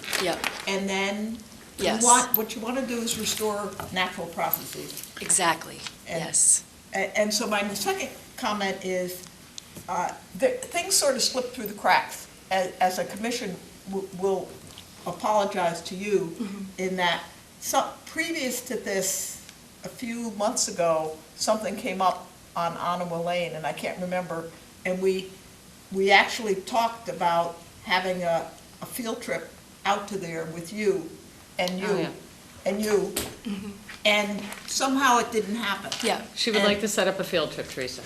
No, I don't want a field trip. Well, I'm not sure. It's all planted now. It's actually looks good. But what I want to say is, so there was that testimony. Yeah. But we have worked with you, and we did want it to be confirmed in the field. Absolutely. And so I'm a little uncomfortable striking what's in the record. That's what was said at the meeting. Right. But it didn't mean that we were saying it. We listened to whatever people say. People have a right to come and say things. And we weren't in a position at the time to say, no, this is completely wrong, because we already knew that we would like a field trip out there with you, with the commission, to confirm all this. And so it's, I'm sorry for you, it must have been very difficult. It is. It was Nobody very likes- difficult to watch that video, I'll be Yeah. quite frank. It was really, really challenging I to watch think that. maybe going forward, Teresa, once we, get past the first of the year, it would be, and maybe into the spring, it would be nice to like with the Wilkinson projects, we take a Absolutely. day. I know that they'd probably love to see the Cape Codder, and I know most Yes. of them probably haven't been back to the Cape Codder No. project. And I say that, Keith, you're sitting here as well. I'm just here to defend Sweet Burn. And so I think, after the first of the year, we could get together and try to I think that's a coordinate fantastic something like that, idea. because I think it is important for the commission to see how these projects evolve. Yes, yeah, and I'd add Fay Road to that list as well. Yeah. Yeah. Because Yeah, oh we're yeah, not any gonna one have of the any snow projects on we the can go ground on after the to. first of the year, so it'd be a Finish perfect Sweet time Burn. for a field trip. Maybe we could wait till it greens up. Beth also stated that, public relations, we're talking about the restoration. project, was to get the word out there. It's gonna look like a bomb hit it while it's being undertaken. It does, yeah. It does. So, Yep. Yep.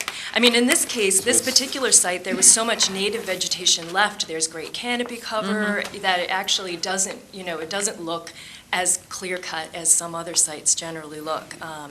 But, I know the area behind the wall, it was a big change. These burning bush that we took out of here It's huge. were huge. Yeah, they were huge. And the stumps still remain. So, you can see the size And they're of the beautiful in shrubs. the fall. Well, this was October, yeah, so, yeah, and, you might mistake them for something that's really good, but we know that they're not. Right up there with hydrangeas. Yes, right up there with hydrangeas, and some others of my favorites. And I I don't even know. know what sweet fern is. Maybe I would like sweet fern. You love it. It's beautiful. All right. It is lovely, and it can actually grow quite large. No, I know. But anyways, the restoration planting, the mitigation planting has not been undertaken because the construction on the site just doesn't allow for it at this time. But the bank restoration and the whole area below the wall at 5 Onaway Lane, and then the entire coastal bank at 11 has been replanted. And so I think then we're good with that, with the site. Okay. Hopefully you're good. I am. I was actually hoping a little bit for some, some maybe public statement from the person who hadn't read the plan that came out and spoke so vehemently against the work we were doing without having been informed. Get used to it after a while. I know. You'd think I used to be a high school English teacher. You'd think I'd be past that by now. But okay, It would be thank like you. a duck and have feathers. I live in Mattapoisett, but I used to teach at Wareham High. Yeah, before I changed careers. thank you, Teresa. All right, thank you. Appreciate it. It's a good-looking project, and I appreciate that the dock had shrunk down also. And I'm gonna Make a motion. make it. What? Hang on, let me just see if anyone else, any other comments on the commission here. We have a couple more things to do, guys, so come on. All right. We have to vote, we have to. We have to vote make a- this. No. We're gonna- We have to We close didn't it. go up and down the line yet. All right. He wants to say something.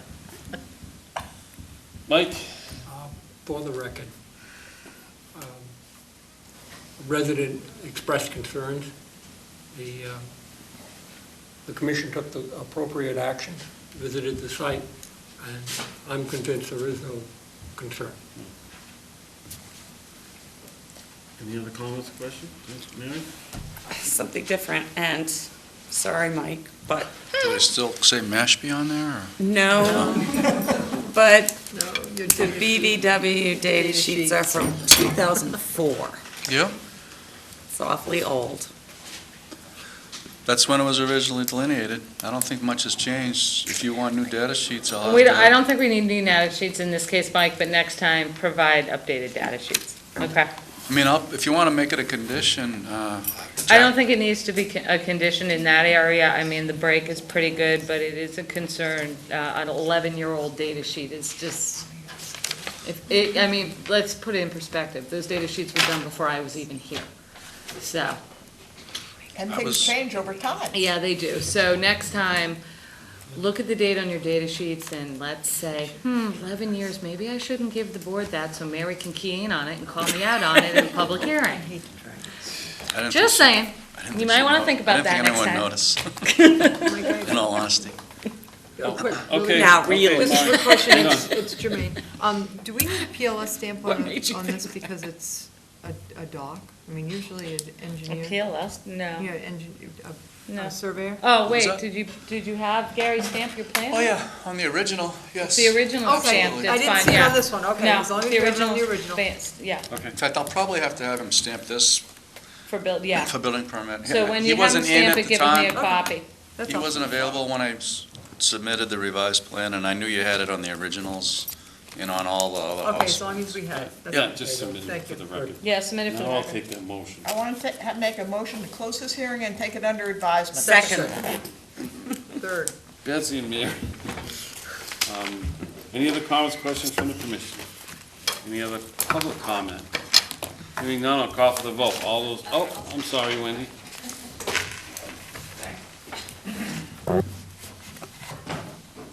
Hi, Wendy Bissler, Oyster Pond Environmental Trust. I just want to thank the homeowners for downsizing the dock. I think that's much more reasonable for what happens on this pond. I'm glad that it's now wood, not aluminum, and that the T was taken off, so I think that just fits with the character of the pond a lot more. And I just do want to address the invasive plant issues. You know, we've been taking on a very multi-year project of taking invasive projects around from the other edge of the pond down by the southern shoreline, and there definitely is an ugly duckling stage. But once those, at least in our case, we've been cutting and suppressing and killing the Phragmites, and underneath that is just this fabulous native plants have been springing up, and it's just gorgeous now. So if you want to take another field trip, you can come and see our projects too, which have been really, Wendy, really do you want us to successful. do a field trip on your site too? You Yours is can right come on the to bike path. ours, Yours yes. is great. We'll just, yeah. Well, We'll do anytime you that walk, too. anytime you walk along the bike Yeah. path there, you Yeah. can enjoy it. But it's really been fabulous. So Pet's been So, doing a great job. Yes, They thank you have. very much. So thanks. Thank you. Merry Christmas, Wendy. Okay, now, any other questions or comments? Okay, hearing none, I'll call for the vote. All those in favor say aye. Aye. Those opposed, no. Abstentions, unanimous, so moved. Thank you, Mike. Thank you, Teresa. Merry Christmas. Thank you, Wendy. Oh, no, tomorrow. Will we see you tomorrow? Yeah, hopefully we're not sick of each other after 2 nights. Oh, yeah, we will be. Okay, next up is a request for extension of existing order of conditions, Quinlan Lot 57 Hummingbird Hill Road, DEP numbers 25-3532.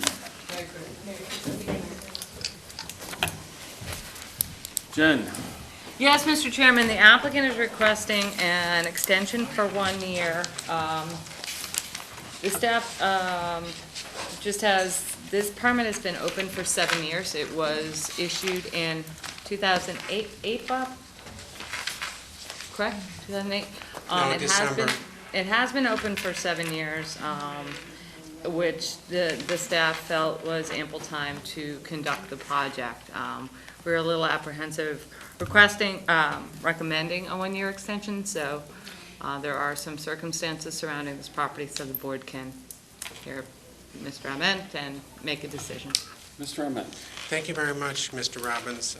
I prepared a one-page letter that just explains things. I'll give you all a copy of it. I can read it, and then I don't, unless you have questions, have anything more to say. So I don't want to take much of your time.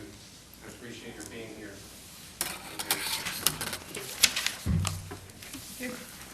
Thank you. It's just a construction project. It was a, yeah. it was a Build a house. house, Yeah, and he hasn't started. correct. Thank you, Bob. Is this off of Fox Lane or somewhere up there? Well, it's near there. It's off Hummingbird Hill, and I think it is off of Fox. It's a difficult lot with a vernal pool on it with the construction, right at the 100-foot line and a very small work space. It's true that it's been 7 years. The permit was extended by the State Permit Extension Act. Ms. Quinlan has never requested a continuation from you. Anyway, my letter says she's requested an extension. The commission may grant a 1 year extension. The commission is not required to grant an extension. It may be denied. where no work has begun on the project, where there's new information not previously available, where the work is incomplete and the resource area is being damaged, where work's in violation of the permit or regulations, and where the applicable section of the bylaws or regulations have changed. None of those reasons for denial apply, except that no work has begun. So the commission may deny an extension. On the other hand, in its discretion, the commission can approve the application. Throughout the term of this order of conditions, Ms. Quinlan has been significantly disabled. She has, unfortunately, severe spinal stenosis. She's had major surgeries in 2009 and 2014 with extensive rehabilitation continuing. She's hoping to regain the ability to walk. Almost all of her energy has been devoted to her health, and she hasn't been able to deal with building a house. She's hopeful that her continued rehabilitation will allow her to proceed in the future. She has considered abandoning her effort, and she did list the property for sale because of her difficulties. She was basically overwhelmed by her health problems. Without an order of conditions in effect, of course, she can't build on the lot, nor can she really sell the lot. But her hope is still to build on the lot.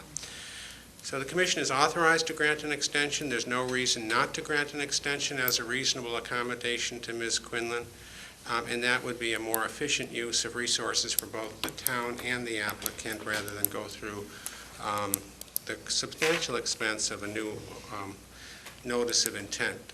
So we'd ask for this a one-year extension in the hopes that she can sort out her situation in the coming months. If she can't, we will apply for a new order of conditions. We have no reason to think any of the conditions have changed on the lot. Bob, one question, what is 1 year enough, is what I want to ask. Well, I don't know that. If your client is in a difficult way, is 1 year going to be sufficient, or Well, are we going to see you again next year? if this board could allow to, I would request it, as would be allowed under the state regs, but your regs don't allow for more, it's just 1 year. So I would think a that we new may note- apply for a new order of conditions. We've recommended it to her. Then she can, take It's a a 3-year little more permit. time to recover. We probably will do that, but I think it's important for a variety of reasons. This 1 year extension is important. Granting it wouldn't prejudice the ability to seek a new order, and on the other hand, the denial of it shouldn't prejudice it either. But we've never made a request in this. Yes, the state did extend. This is a woman with extreme difficulty on what's a relatively small project where we have no reason to think any conditions have changed. And it was approved under the current regulations. Any questions for Mr. Arment? Woody? This is directed either to Bob or Jen can answer it. When was the original order issued? It was December 24. It was December issued Christmas 24, Eve of 2008. 2008. Would never happen now. Have regulations changed since then that would make getting an order of conditions on the property to build a new house difficult? But they haven't changed, I just said No, that. no, Yeah. The buffer zone regulations didn't change, not the way it would, the coastal bank ones did, but that wouldn't apply to Right, we this. don't have a The coastal- only one I'm gonna check, Bob, please give me a minute, is the vernal pool ones. That's what I was wondering. Yeah. Yeah, I mean, the reason I'm asking is because one of the issues in any of this is if the order of conditions were allowed to lapse, would she or any other person wanting to build on that property be able to get an order of conditions? Well, that's a big concern to us, That's- obviously. I mean, And, that's- I mean, that's a And I think the legitimate- process of applying for an order of conditions, a new order of conditions in the coming months, over the next year anyway, would inform us if there's anything, a change or anything different, in which case she's better get it done this year if there's a 1 year extension, and we'll find that out. She has simply been unable to deal with this. I have been in touch with her throughout this period, and she's just been a sick woman, unable to really deal with it. And I don't want her to lose what she's got. They changed on October 29th, 2009, so yes, they did change.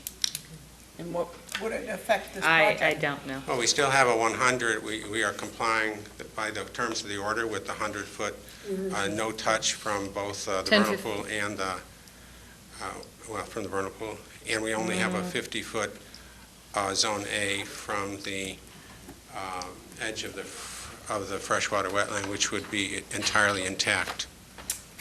I mean, Wait a minute on that one. You're Bob. 100 feet from the vernal pool? That's a condition of the approval. The plan approved showed 96 feet with a condition that we have to change it. We have to be 100 feet. wasn't it Can I 75 ask you feet another before? question from your letter? Sure. So you say without an order of conditions, well, then you had in effect. In effect, you can do a lot with in effect. Ms. Quinlan can neither build on, well, right, without an order of conditions, she couldn't build or sell the lot. Well, Why that's- couldn't she? That's where the in effect comes in? That's No, not No, I think accurate. he's saying without having one that's in effect. You can sell it for something, I'm sure, but it's... Enforced. Or, Nobody will buy that lot without also, an order you've of had conditions. plenty of times where your applicant has not been the property owner because the applicant is seeking an order of conditions, and it's a contingent on the sale that they be able to obtain one before the property is sold. So that statement was a stretch, to sell the lot. Because, That's my point. yes. Well, if I chose the wrong language, I didn't mean to mislead you. The fact is that... No, you stated exactly what you meant to state. Well, anyway, that's not the real, it cuts both ways if there's been any change. On the one hand, we want to be able to proceed under the existing order. I don't think there's anything in the regs that changed substantially that would prohibit what was permitted. Okay, so I'm going to make a comment. And that is, we Actually, voted, not all of us voted, but the commission voted to allow an extension on another project. Well, we did. And this is a project where it was Christmas Eve, and this is our last chance. And it's a project that could be permitted anyway. No way of knowing. So I'm gonna make a motion to grant it. I'm gonna start out that way, and people can vote however they want. A second. Is it 1 year? Mike? Huh? A 1 year extension, which is what is requested, right? I would have requested a 2-year extension if your bylaws allowed it. I don't think that they do. Yeah, They they don't. don't. So that's why I'm saying, And we're all in yes, agreement 1 then. year. Okay, so we have a motion and a second. Any other discussion? I have one question, Jen. Has there ever been a permit that's been 7 years out? where no work has been done? Yeah. Where I think we're just coming up to quite a few of them from the Permit Extension Act. I mean, the Permit Extension Act was, it delayed them 2 years, then it delayed them for an additional 2 years, so off the top of my That's head, 7 I right there. cannot recall one. How is that? I'm not saying yes, I'm not saying Then, no. right, but I just I don't remember recall. them being, They're 7 years because they were issued for 3 years, and then in 2000, help me out, Bob, in 2010, I may not be able to give you the exact dates. 2008. no, Courtney. In 2010, they issued the permit, or 2012, they issued the Permit Extension Act. It was a I time think frame where they 2012 was issued the it, second. it was good for 2 years. Anything between August '08 and August 2010 was, anything issued in that time frame or in effect in that time frame was granted an automatic 2 years, and then a year or two later, they extended that to anything that was August 2008 to August of 2012. They got 4 years total. But we never would be here if it weren't for the Permit Extension Act. No, we wouldn't. question about that. The The state permit would have expired in state 2011. extended these permits because of the recession. I'm just saying that if, yes, we're doing this one right now under the lady's circumstances, I mean, it's, awful. But now Jen just said we're gonna get a whole bunch of these that people Well, have I been don't sitting, know. I well, mean, we we don't have know. a few that are coming in. I But mean, people have sat 7 on years is a long properties time. and, whatever, and if we're gonna go down that route, that we'll just continue, extend these for 10, 12 years. That is the staff's concern. That's what I'm worried about. I feel bad for this particular lady, but I guess. I'm gonna modify my motion to say that this is it. This is 1 year, and I wouldn't even consider that if it weren't a project that could be permitted now. I mean, if there are projects where we have changed regulations and they wouldn't be permitted. I have a question. Bob, did you have to go through zoning with this? No. You don't, even though it's just a barn on the lot now and not a house? It's a protected lot. Yeah. The What was that lot, called? the lot as laid out met the requirements for a building lot. Okay, so you don't have to seek a special permit through zoning? Correct. Okay, thank you. Mike? I have no idea where we're at. I assume the flood regulations don't come into play? No. Okay. not in the No. flood. This Because is an they're inland- down to your experience. This is an inland wetland. We're going to have projects come before us where FEMA has changed. Right. This is a freshwater It doesn't wetland. apply here. I'm Doesn't right apply. on board with, Betsy, yeah. with Betsy on this. Right.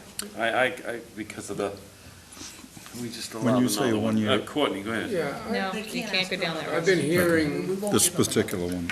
I think, I'm hearing two things. One is considerable empathy for the situation that we're here. And I'm inclined to want to vote in favor of Betsy's motion to grant a 1-year extension.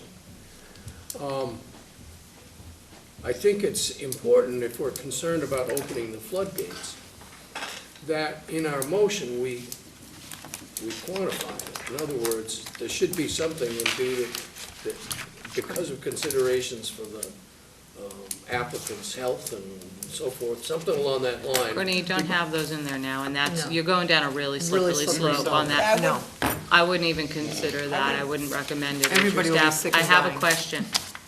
Is the property currently on the market, Bob? It's still in a listing period, but there's been no activity to sell it. So what she's It's on a told, listing, currently on a listing, and how long has it been listed? I think it's been available, if somebody came along and purchased it, anything is for sale, but she wants to. It's listed. Thank you. That's a criteria. She can't sell the property without, and if No, she were to that's sell not it, she'd true. need the money for her health. I think it's irrelevant. It has nothing to do with the environment. Go ahead, Mike. I don't even want to touch that. Okay. We're going into, we have a motion at the time to vote. No, we have a second. Do we have a second? Mike's Yeah, second. Mike's Yep. okay, Mike. Mike's gonna call a question. Does this set a precedent? Any other comments or questions from the commission? to Well, I think each one, I think each, can I just answer his I question? didn't even hear the, I didn't Oh, even hear the absolutely. question. Does this He set a asked whether it was a precedent? precedent, Are and I we- said, I have we think- set a precedent I think already? each one, each case that comes before us, because we will get some more, has to be judged on the case. And I think people have to make an argument. They have to be able to show us that this is something that could be permitted today.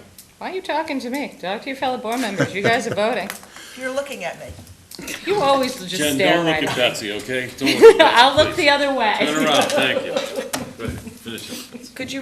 Could you just restate what your motion is, So my motion is to grant a 1-year extension and never grant another extension on To this this particular permit.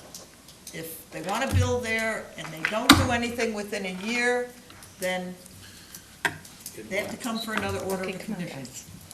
That's my motion. Second. Okay. We'll call for the vote, then, if there's no other comments or questions. All those in favor say aye. Aye. All those opposed, no. Opposed. Abstentions? It was 1, 2, 3, 4, 5, 6, 2, I think. Is that what I got? Yeah, I was the only I voted bad one. yes. I was the only Seven, one. yes. 7 to 1. I voted, I know, I played. Thank you very much. Yep. Courtney and So 1, 2, 3, 4, 5, 6, 2? Okay.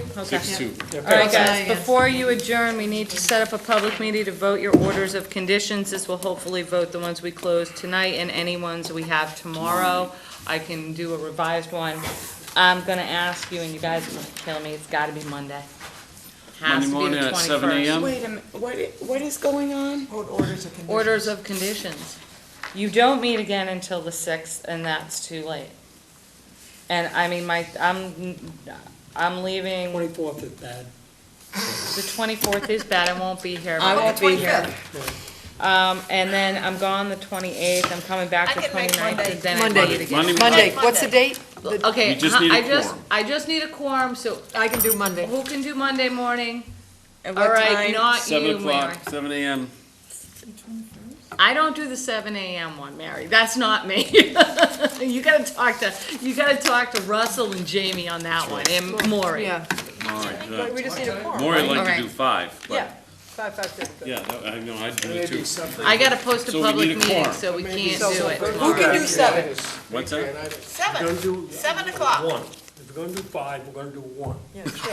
Wait a minute, guys, so Monday morning, it could be Monday or Tuesday, it doesn't Monday. matter, it doesn't Monday, have to Monday, be. get it over Let's- with. yeah, Monday, Get it done. December 21st, 7 o'clock in the morning, correct. in the Selectmen's Yeah. meeting room. You got it. Motion to Okay. adjourn. Second. Second. All those in favor say aye. Aye. Opposed, no. Abstentions, unanimous, so moved.